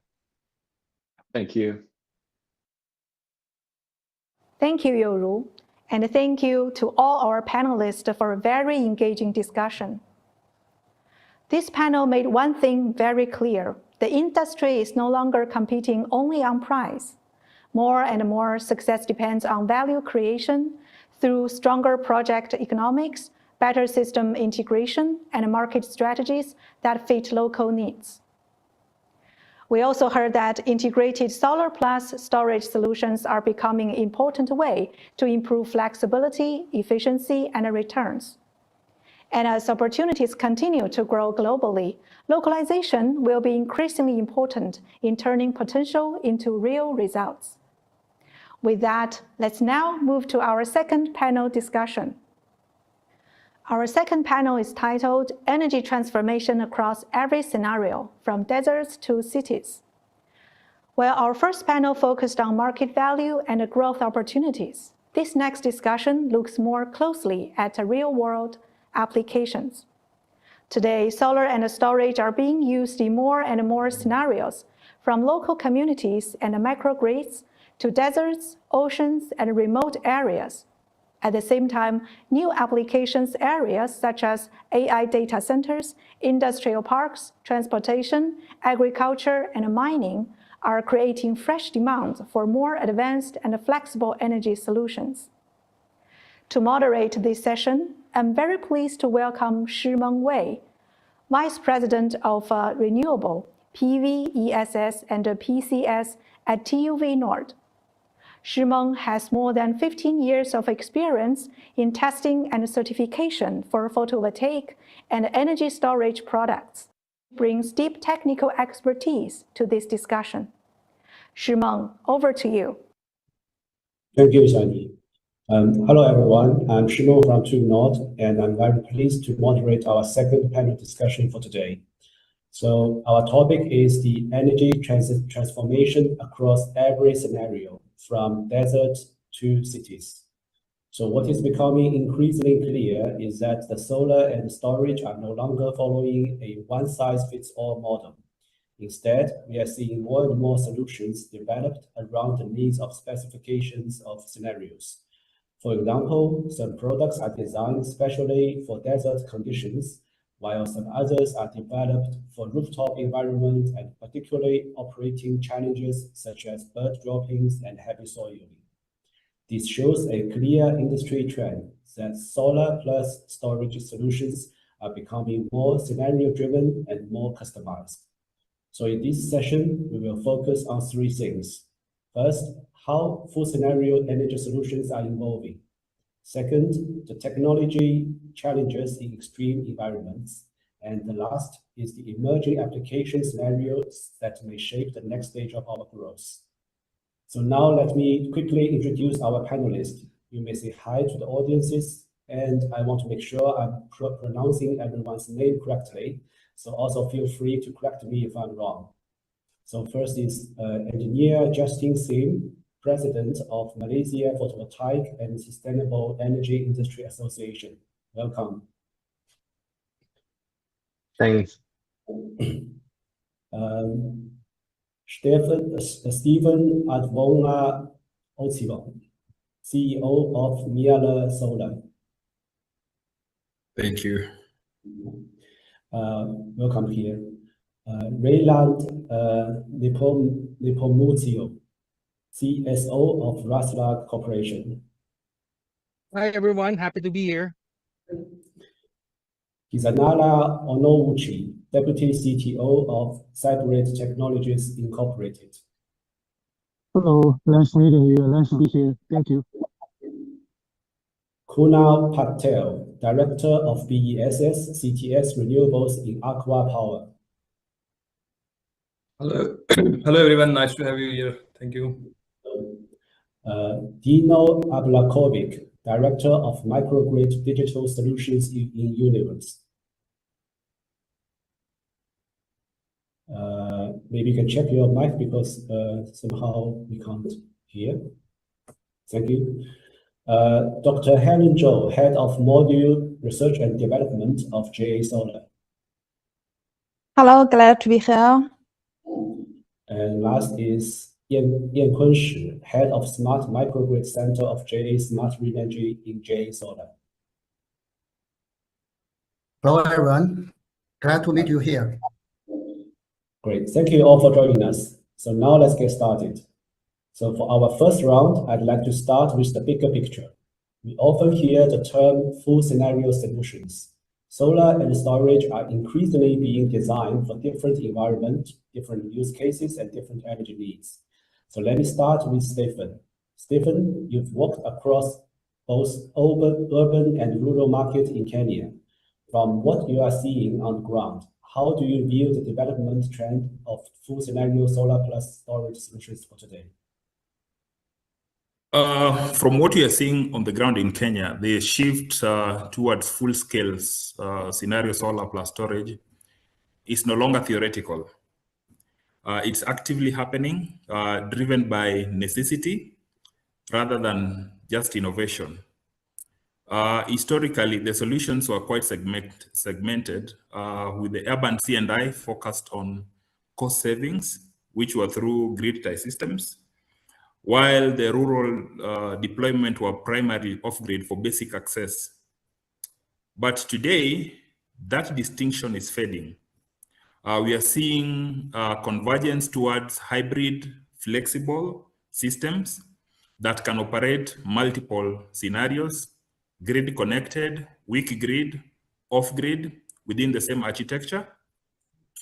In urban areas, particularly cities like Nairobi, Kisumu, Mombasa, commercial clients are increasingly integrating storage, not just for backup, but for energy cost optimization, peak shaving, resilience against grid instability.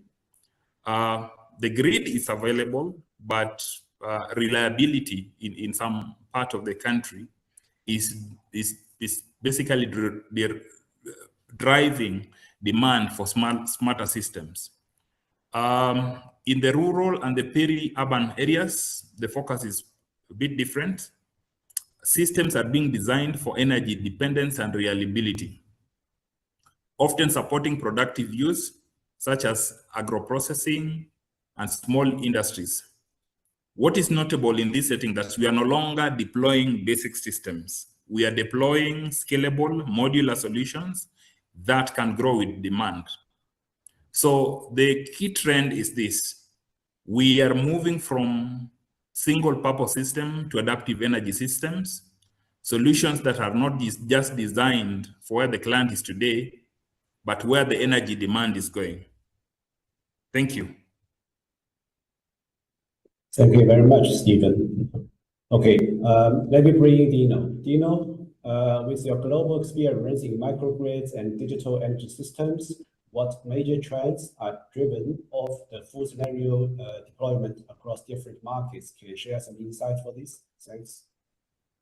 Yes, of course. So actually, we have here three major trends that I would like to put out, and it's like 3Ds.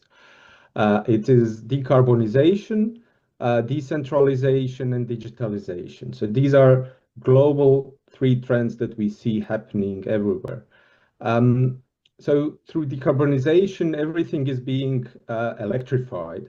And some major components of our lives, like transportation, vehicles, trains, ships, everything is being electrified. Another one, and especially in Europe, where I am, is heating. So we are moving from traditionally fossil heating, primarily gas, to electrical heating, which means heat pumps. And finally, the whole industry is being decarbonized. So from glass to steel, and even lighter segments of the industry. So that's the number one.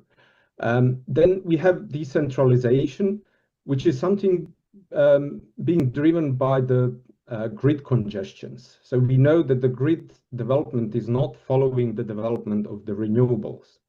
So both transmission and distribution grids are being overloaded due to increased loads in some places, but due to increased generation, renewable generation in other places. And we could actually say that decentralization is driving that decarbonization is driving decentralization. And this is actually where microgrids thrive. So they provide a solution how to integrate co-located renewable generation, and this is primarily solar and storage, with the load. And finally, digitalization. It's so important, such an important part of the grid today, where we are seeing a trend that we have full connectivity between the end customer and the grid operator. In Germany, for example, there is a law now that defines that every load which is larger than 4.2 kilowatt, it is so small that it has to have a digital interface to the grid operator. So we are definitely moving in the area where we will have a fully digitalized energy system. Okay, thank you for your insights. So let me come to Zanali. Zanali, with your background in PV materials and technology innovation, how are the new technologies helping to make these more diverse application scenarios possible? Can you share some ideas? Okay, thanks for the question. So to meet technology demand for the diverse environment, we need to carefully pay attention to the market demand, market technology demand, how those modules used in a harsh environment. And then we need to connect market demand to the technological seed in the supply chain demand. So we are specialized in connecting the market demand and the technical seed. So we have, of course, close relationship with the module suppliers, and then also material suppliers as well. So we are always challenging to the how to develop our technology using existing technology. So we believe we need to develop new technology to use current technology and the future demand. Thank you. Okay, thank you. Let me turn to Justin then. Justin, from your industry perspective in Southeast Asia, how are the full scenario solutions changing the way that the market thinks about energy development? I think from the Southeast Asia, especially from Malaysia, and also I think the neighboring country, we used to be just a fundamental project-based thinking, right? We are shifting to the system-based thinking. For the past 10 to 15 years, we are only just to build solar, connect to the grid. That's it, just to sell the energy, right? To make sure that the first is the commercially viable, that we can have the saving for our customer. But I think up to today is our grid is started to constrain. I'm worried about the penetration limit issue, and also the customer are more sophisticated, right? More complex. So I think the full scenario solution, especially like solar plus storage, are changing the conversation in the three key ways, right? First, the generation to the reliabilities. Second is the standalone access to integrated ecosystem. And third is a lower cost to the highest value, right? Like for our country, like in Malaysia, that the government are putting the policy on the rooftop solar that more than 1 megawatt hours solar that need to equip with the battery energy storage with the minimum 1 hours, just to ensure that the intermittency issue can be resolved before the distribution level of network it can be stabilized, right? For the utility scale of a solar system, they need to be equipped with the 4 hours battery for our CREST program. So this is the change of the entire energy development for the past. And I think we are here is looking shifting from a more critical and full scenario solution, and it's not that optional anymore. So it's necessary to unlock the higher renewable energy penetration, right? So at MPC, we believe the future is not just the solar anymore. It will be the hybrid, solar equipped to the technology, energy storage technology, and also is the engineers energy solution tailored to each scenario. Yeah, thanks. Yeah, thank you very much. So now let me bring in Dr. Zhou. Dr. Zhou, as more players are moving from a one-size-fits-all product approach to now the scenario-based solutions. So I want to ask, how is JA Solar adopting and adapting your module technology and product strategy to meet these more customized needs? Okay, yes, with the development of PV industry, solar modules have been widely used in different scenarios, and the demands on module suppliers are increasing. We need to have high efficiency, high reliability, and low cost. And but actually, JA Solar is a navigator in this field. We have a three-step strategy on providing scenario-based solutions. First, deepening customer engagement. We prioritize understanding our customers' real needs to ensure our solutions are precisely tailored. And second, we need to identify the scenario-specific requirements. We pinpoint the enhanced performance needed for each particular environment. For example, for desert application, we have identified at least 4 critical factors beyond the standard modules.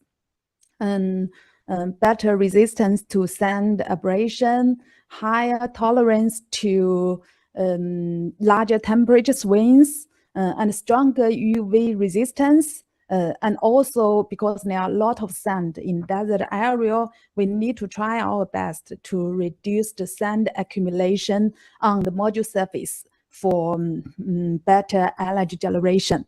And finally, based on the pain points being recognized, we need to develop targeted solutions.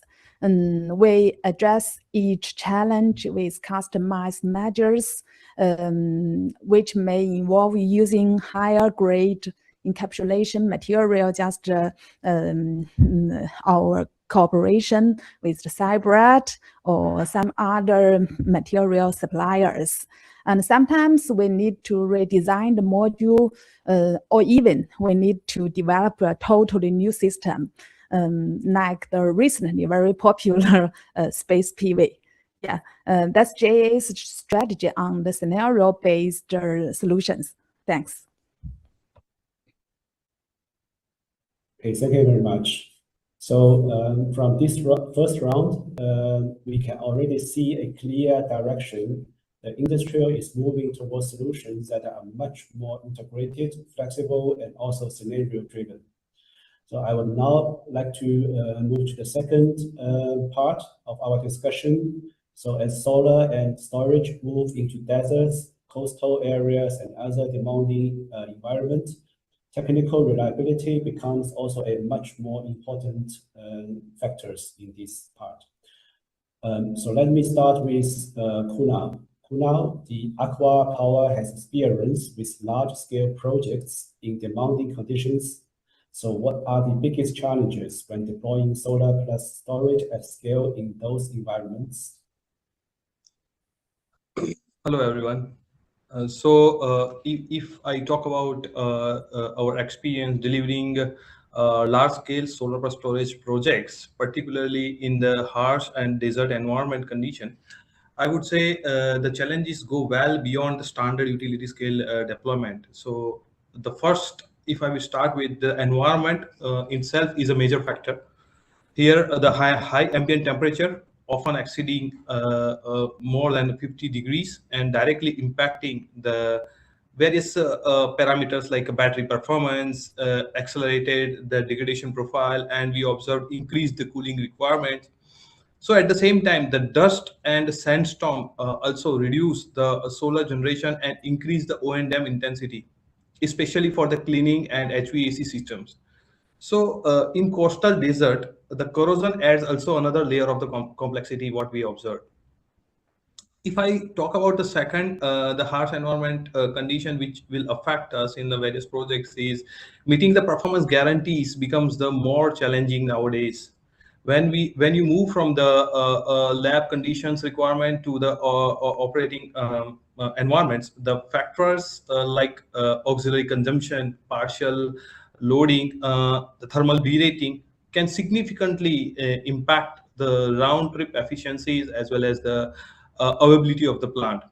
And this makes the definitions of the measurement points, whether the DC, AC, MV level, commercially critical in the various contracts. If I talk about the third point, which is very important, is the grid integration is becoming increasingly complex, and especially in the remote or big grid conditions. So low short circuit ratio and unstable network require advanced capabilities of the grid forming inverters, the fast frequency response, and the black start functionality. The integrating new bus systems alongside the existing infrastructure on the same bus bar is still technically a demanding area. And in the last point, if I talk about, is in addition, the logistic and construction in the remote location presents the real challenges from the transportation of large equipment and ability of the skilled manpower. But although based on our various experience in our the projects in Middle East region, we come out with the various solution discussion with the various contractors and the products OEM, and our projects are successfully running in this region. Thank you. Yeah, thank you, Kunal. So we are also seeing a lot of problems in the grid compliance or grid connections part from to north side, where we, as a third party, we see different grid operators has now new requirements, especially in Europe as well. Big countries like Germany, like Austria nowadays, the Czech Republic also has some new requirements. So this kind of thing is also quite important to the new age of these projects. Okay, now let me bring in Rayland.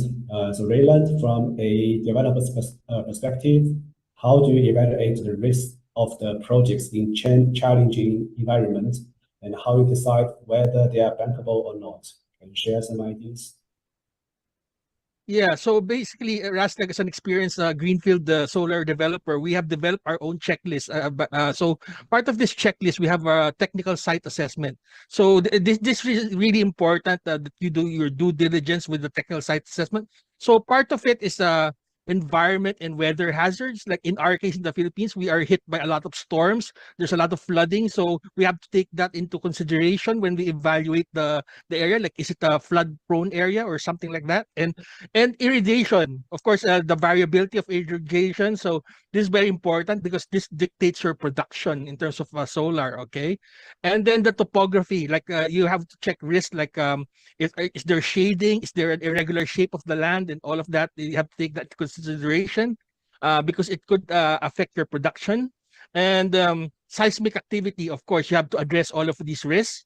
And something that is taken for granted by a lot, but you need to do soil testing. Soil testing is very important because, you know, if you don't do soil testing, you can run into problems later on. Like you can have cost overruns. Like let's say you encounter soft soil later on, like clay or something like that. So you have to scrape it off, and it will be a project cost overrun for you. So it's part of the due diligence to check it out early. And then ensure the land titles are legit. So of course, land is the lifeblood of ground-mounted solar. So you have to look into these things. Right of way, of course, you need access to the area and the physical risk. Like, are there any insurgents or anything other risks in the area? So you have to take all of those things into account. And then another thing that you have to consider is the grid interconnection. This may make or break your project. If you don't have a tapping point, then your project is dead. You cannot tap into the NGCP grid line, and the project will not fly. So it's very important to secure the tapping point as a first step. All right, and of course you can also do design. Like there are software like PVSys that can help you simulate the solar production. You can do simulation like the type of solar panel used, the configuration, like is it the south facing or east west. You can do all of these simulations to get you the optimal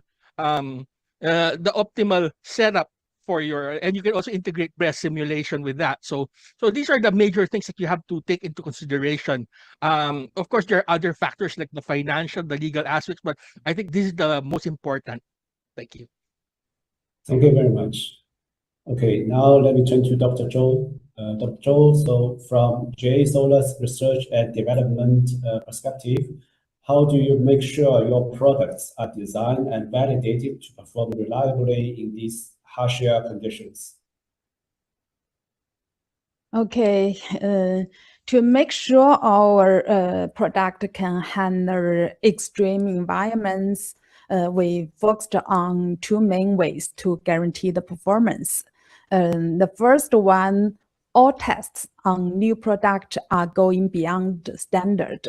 Actually, during our R&D, we don't just rely on the existing REC standards, because standards often lag behind the real technology advances. I think all of us know it's normal. So we not only focus on the research and the development of new technology and the new product, we also pay a lot of attention on the new testing methods specified for the new module design. So to ensure a faster and reliable product development, we must create a faster evaluation system in advance and try to build a close relationship between the lab testing and real application scenarios. So it is very challenging. It means we need to do a lot of experiments and collect a lot of data for the final design. Also, we need to work together with our customers, with third-party certification and our other industry partners to finalize the testing method to an industry-recognized one. And second, except for the lab hash testing, JA insists to carry on comprehensive field performance testing on new products because we think the lab testing is totally not enough to validate the new products. So that's why JA maintains a complete field performance evaluation infrastructure, including our own internal testing field, third-party testing field, and also we get the monitor data from our customer installation. So inclusion in JA, every new product undergoes a first route of reliability and system evaluation before launching to the market. So we have the confidence our module performance can be very good even under the most demanding conditions. Thank you. Yeah, thanks for sharing the details.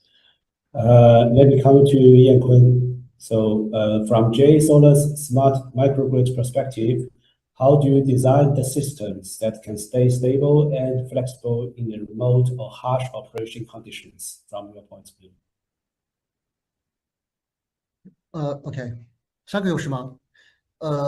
Yeah, if we talk about the remote area or harsh operating condition for the power supply, I think where the electric power grid is weak or even no exist.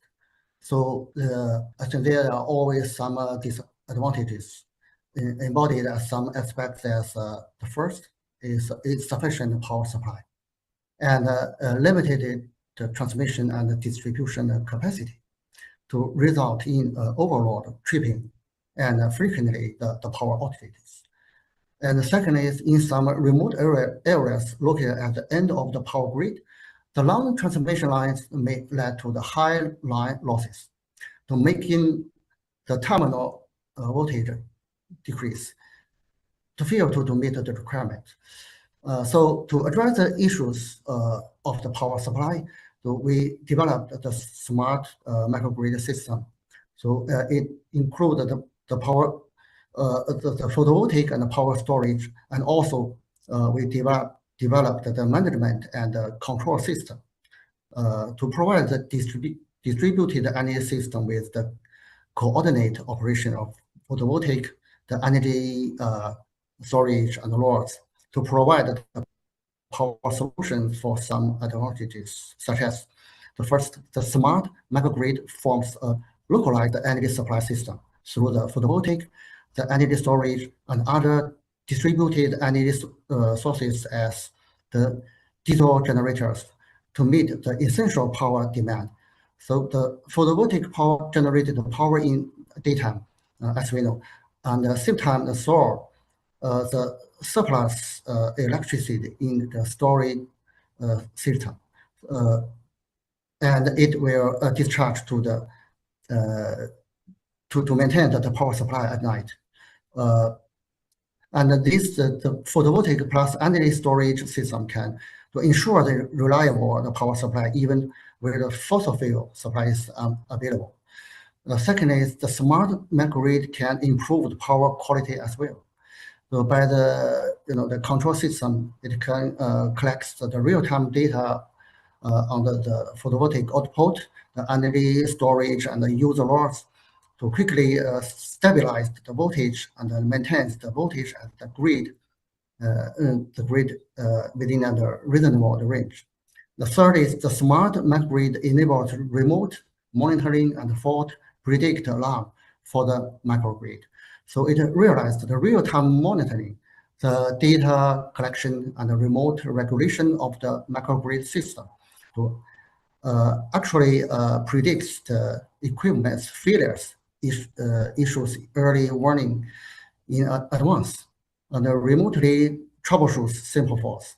So from the perspective of JA Smart Energy Solutions, the design and developed smart microgrid management and the control system ensures the stable operation and the flexible regulation of the microgrid in remote and harsh working conditions through the effective monitoring and the control of photovoltaic energy storage and loads.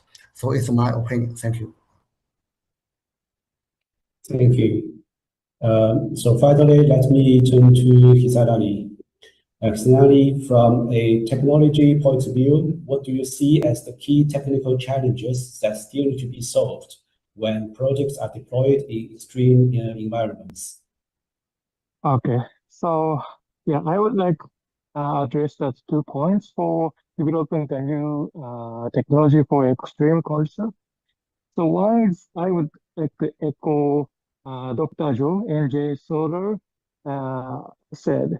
So like one important point is how we can develop new evaluation method for the environment, severe extreme environments. So for example, if we want to bring PV modules to the space, environmentally will be completely different.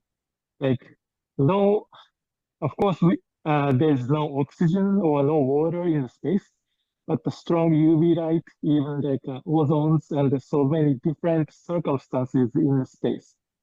So in that case, I believe we need to develop new technology, new evaluation technologies. A little bit different story, but we have developed new technology which is that the downshift conversion material. At that point, to make our customer believing in our technology, we needed to develop a new new evaluation technology. So always, we are looking for new evaluation technology for new technology and new environment. And the second, we are trying to get ourselves prepared for the total solution. We are, of course, a capsule supplier and also back sheet and front sheet and edge sheet and etc. And every kind of module component supplier. Yeah, we are developing and supplying those different kind of components. So of course, sometimes we cannot solve a specific issue with one component, but we try to, meet the customer requirement using other technologies. So we are trying to have a flexible mind to meet specific customer demand by any kind of overall technologies. Thank you. Thank you very much. So I'm closing this round. I think for this round, it makes one point very clear that expanding into more scenarios is just not about a wider deployment, but it's about designing for very different real-world conditions. So we've talked about the trends and challenges. So now let's focus on where the next opportunities are emerging. So let me start with Kuna. So Aqua Power has delivered many large-scale projects, especially in desert environment. But looking beyond traditional utility-scale deployment, what emerging applications or scenarios do you see that become more important? For example, in mining or major infrastructure or other new integrated energy use cases? Thank you. Thank you for your questions on the very important topic. So beyond traditional utility scale applications, we see the various emerging and very exciting use cases. If I will start with the first is the mining is one of the fastest growing segment in this region, where these are the typically off-grid or diesel dependent operations. Now, where the solar plus storage can significantly reduce the fuel cost and improve the energy security, we are already seeing a shift towards the high renewable or even fully renewable microgrids. Large infrastructure, for example, such as airports, ports, rail networks, is also evolving in this particular region into integrated energy systems. These facilities are not just consuming power anymore, but they are also managing and optimizing the increasingly integrating the EV charging and also other flexible loads.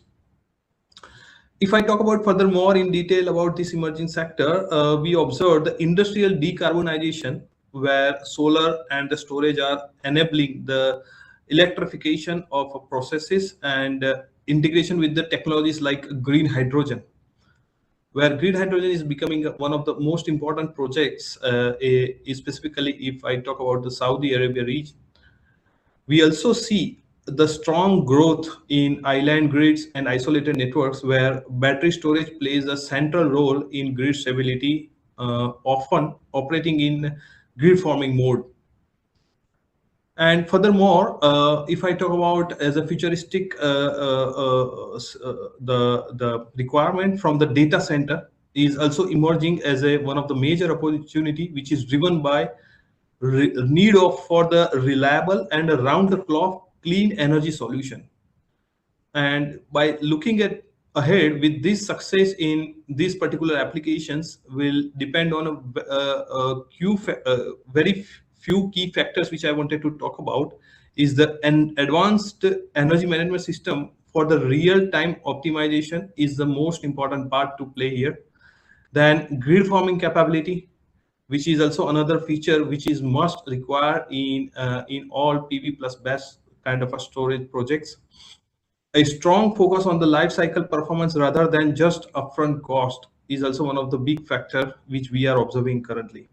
So ultimately, as a conclusion, I could say the industry is moving from delivering individual assets to delivering fully integrated energy system, and that's where the real value is to be created.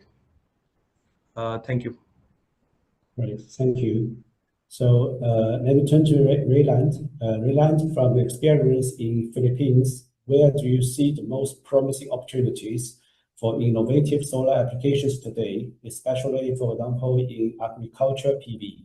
And are there any practical application cases or models that you think are particularly worth highlighting from your side?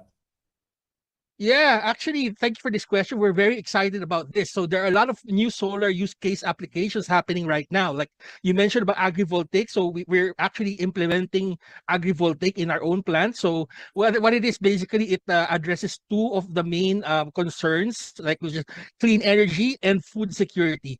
So it's very much aligned to our ESG initiative. So it's a very promising use of land where you have an optimal use of land, hybrid use of land, and some other things that are going on right now, like development. So as you know, ground mounted solar, land is the lifeblood of solar. But then again, we're exploring other areas, like, for example, fish pen solar is growing right now.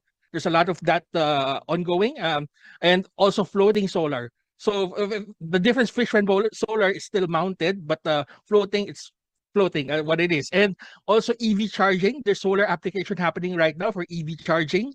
So that's under development right now, but there are still only a few stations at the moment, but it's getting there. And then another thing that we're looking at is in Germany, in particular, Germany has developed solar wall panels. So instead of having a roof deck, you now have a solar wall panel. You can use it as a fence. So it's not, we haven't seen any implementation yet in Asia, but I believe this is something that's coming very soon. So excited about these things. Thank you. Thank you so much. Okay, so let me come to Stephen. Stephen, in African markets, where do you see solar plus storage creating the most practical value today? Just for example, in areas like community powers, agriculture, or like off-grid access. So in the African market, solar plus storage delivers the most immediate and practical value, where it directly supports economic productivity and reliability of operations. First, commercial and industrial applications remains the strongest use case today, because whether it's businesses doing manufacturing, hospitality, retail, they cannot afford downtime. The solar plus storage provides the predictable energy cost and operational continuity, considering that most of the African grid is unreliable and is inconsistent. Second, agriculture is high impact and still under-penetrated opportunity. In many parts of Africa, access to renewable energy can transform agricultural value chains from irrigations, cold storages to processing. So you find that solar plus storage enable farmers and cooperative societies to move from subsistence to commercial scale operations, reducing post-harvest losses and increasing income stability. Third, community and institutional power systems such as schools, health facilities, and mini-grids are creating strong social and economic returns. They're not just electrification projects anymore. They're becoming anchors for local economic activities, which enables the SMEs, digital access, and essential services. Lastly, off-grid and weak grid access remains critical, but the model is evolving. It is no longer just about first-time access. It is about quality, reliability, and ability to support income-generating activity. So overall, the real value of storage in Africa is not just in energy provision. It is in unlocking economic potential, improving resilience, and enabling communities and businesses to operate with certainty. Thank you. Great, thank you. Okay, so let me come to Dino.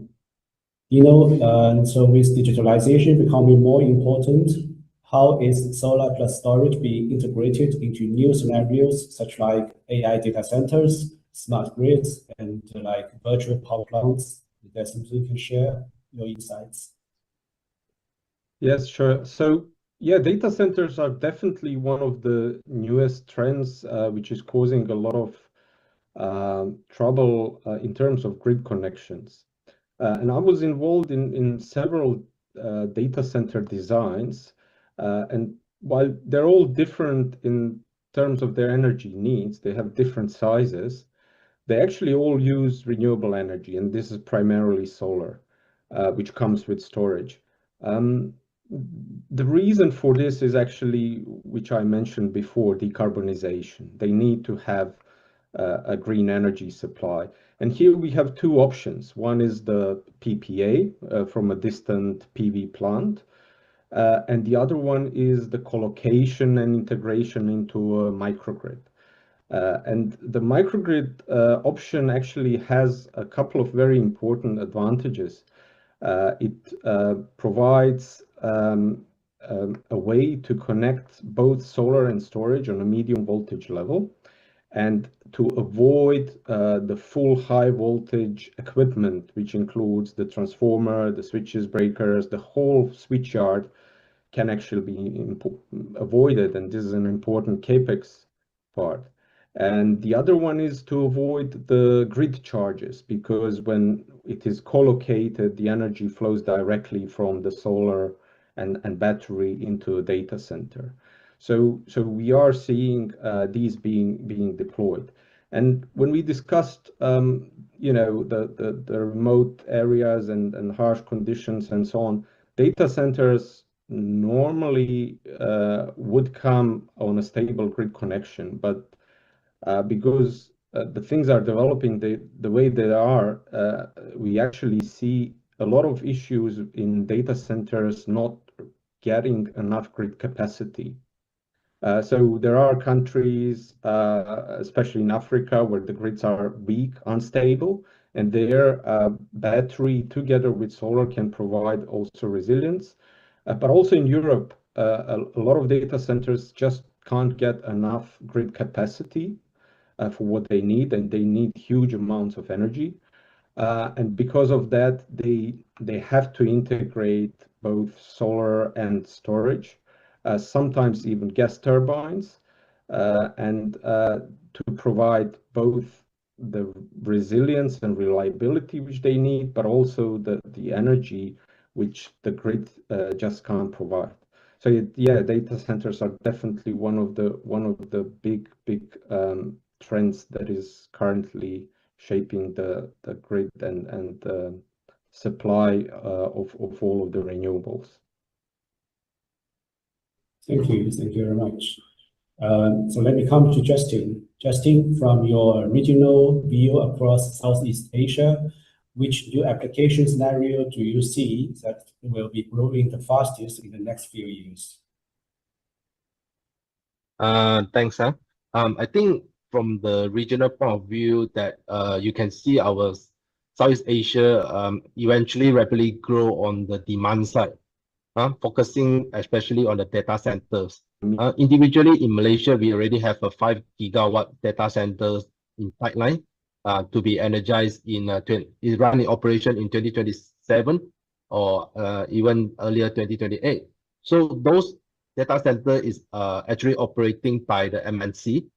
They are actually RE100 registered company. So I think the solar and battery is needed to assist them on the achieving the RE100 agenda.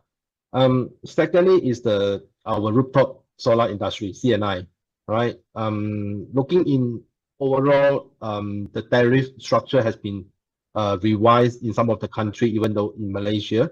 So some of the tariff has been shifted or split it to the time of use. So the battery energy storage is quite important to integrate it with our solar PV system to make sure that the solar energy can be supplied after the time of use period. So which is the higher tariff to make sure that can actually have enjoy the benefit of the cost optimization as well as the peak sharing, energy independence. I think the third one is more on the remote and the island microgrid, right? I hear a lot from the panelists talking about the microinverters, grid forming, inverter-based system. Yes, in Southeast Asia, most of the islands, we are still relying on the diesel genset supply. Looking at the current situation where the diesel price is actually triples from the past few weeks. So this is one of the energy trilemma, energy crisis that we are actually facing off. Battery energy storage off-grid system need to be integrated fast enough to accelerate to make sure that we have an independent source of supply to actually maintain the islands and the remote area. Of course, for the utility scale, yes, we are still adopting utilities type of battery energy storage to support the grid constraint, the curtailment, the frequency control, and also to make sure that we are able to replace the conventional type of power plant in future. Yeah, that's it. Thank you. Thank you, Justin. So to the final question, I would like to come to Ian Kun. So under the development of the new power systems, smart microgrids are becoming an increasingly important solution for improving flexibility, resilience, and energy value. So from JA Solar Solutions perspective, what are the key advantages of the advanced smart microgrid solutions in these emerging application scenarios that you have? Okay, thank you, Shimon. So I think the core advantages of advanced smart microgrid in emerging application scenarios is from four aspects. It's from the power security, the power reliability, and the low carbon performance and the economic. So the four aspects. The first one is the power security. As we know, as present, there's a large-scale integration of distributed photovoltaic and wind power into the main grid faces the core the pain points, such as some complex the power flow distribution and the large voltage and the frequency fluctuation, which led to the line overload, to miss the operating of the protection devices, and even sometimes some local grid collapse. So JA's smart microgrid adopts the core solutions of local consumption and the local balance to resolve these difficulties at the source through specific technical configurations. So the second is reliability. As just we are talking about, we can take the example as the artificial intelligence data center. The AIDC, the core power demand of AIDC scenarios is the high reliability. the high power quality, and zero interruption. So the power outages, voltage fluctuations, or the frequency deviations will cause the server downtime, the data loss, and even the huge economic losses. So, and the traditional grid power supply model can hardly meet the requirement of the AIDC. The GE Smart Microgrid precisely solve this practical problem through targeted technical configurations, and have been we have been implemented in some data center supporting the projects. The third is the low carbon and clean performance. As we know, in China, we are constructing the zero carbon park and the zero carbon factory. The core path for the construction of the zero carbon parks and the zero carbon factories is the self-consumption of the green energy. That means we consume the photovoltaic power or the wind power in the park or in the factory locally. So most parks still rely on the fossil fuel energy for power supply to make it difficult to achieve the true zero carbon. GE's smart microgrid precisely solve this problem through what we call the South Grid Load Storage integrated practical configurations, the 4-path configurations. So with all technical solutions based on the actual implementation experience of GE's own zero carbon factories and cooperative parks. The fourth one is the economy. At present, the smart microgrid application, as our experience, generally face some problems, high construction cost, but low operating benefits. Most projects only achieve the energy supply, but cannot recover the cost through market-oriented operation. GE Smart Microgrid solves this pain point through resource aggregation and market-oriented participation. Achieve both goals of energy supply and economic benefits. Also helps enterprise to reduce their power cost through precise load scheduling and energy management. At the same time, GE Smart Microgrid acts as an independent aggregation node through the EMS system or developed the EMS system. It integrated the adjustable loads in the grid, such as the park air conditioner and the factory backup equipment, and also integrate the distributed energy resources for the photovoltaic wind power and energy storage system to form a schedulable, flexible resource package. We can use it to participate in the local power market transactions. So we also participate in the demand response and the virtual power plant operation to increase the operation benefit. So from these 4 aspects, the advanced smart microgrid can support the grid and energy system more safe, more reliable, and more clean and more economic. Okay, thanks. Thank you, Yan. Okay, so what we see from this round is that the innovation is not only happening in just one part of the system, but it's also happening across products, across system design, digital platforms, and also the real-world applications. So now I want to close our round. A big thanks to all of our panelists for such thoughtful and forward-looking insights. Today's discussion has shown very clear that the future of the solar and storage will not be defined by only one single market, one single model, or one single environment. It will be shaped by how well we can adopt solutions to very different scenarios, from deserts to cities, from remote communities to high digitalized energy systems. And as these applications continue to expand, success will depend on not only the technology performance, but also on integration, resilience, and the ability to respond to real-world needs. Thank you again to all our distinguished guests, and thanks to everyone in the audience for staying with us. And now back to you, Xiangling. Thank you, Shimeng, and thank you to all our panelists for those forward-looking insights. This discussion showed us how quickly solar and storage are moving beyond traditional applications.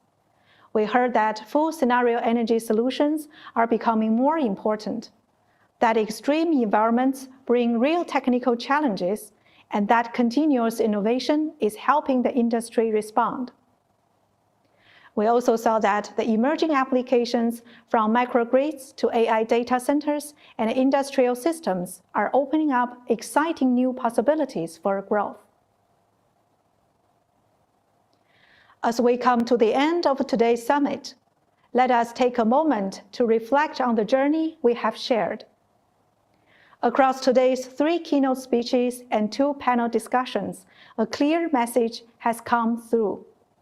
The global energy transition is accelerating, supported by stronger policy direction and continued market growth. At the same time, the industry is entering a more mature stage, one that is no longer defined only by scale, but by value creation, system integration, and a real-world application. From policy to market outlook to technology, and from key regional opportunities to diverse application scenarios, today's discussions have shown that solar and energy storage are becoming more connected, more intelligent, and more essential to the future energy system. As a global leader in the solar industry, JA Solar is proud to be part of this journey and proud to work with partners around the world to help build a more sustainable future. Thank you once again to all our speakers, moderators, panelists, and audience members for joining us today. We hope you enjoyed the summit, and we look forward to continuing this journey together. Thank you, and see you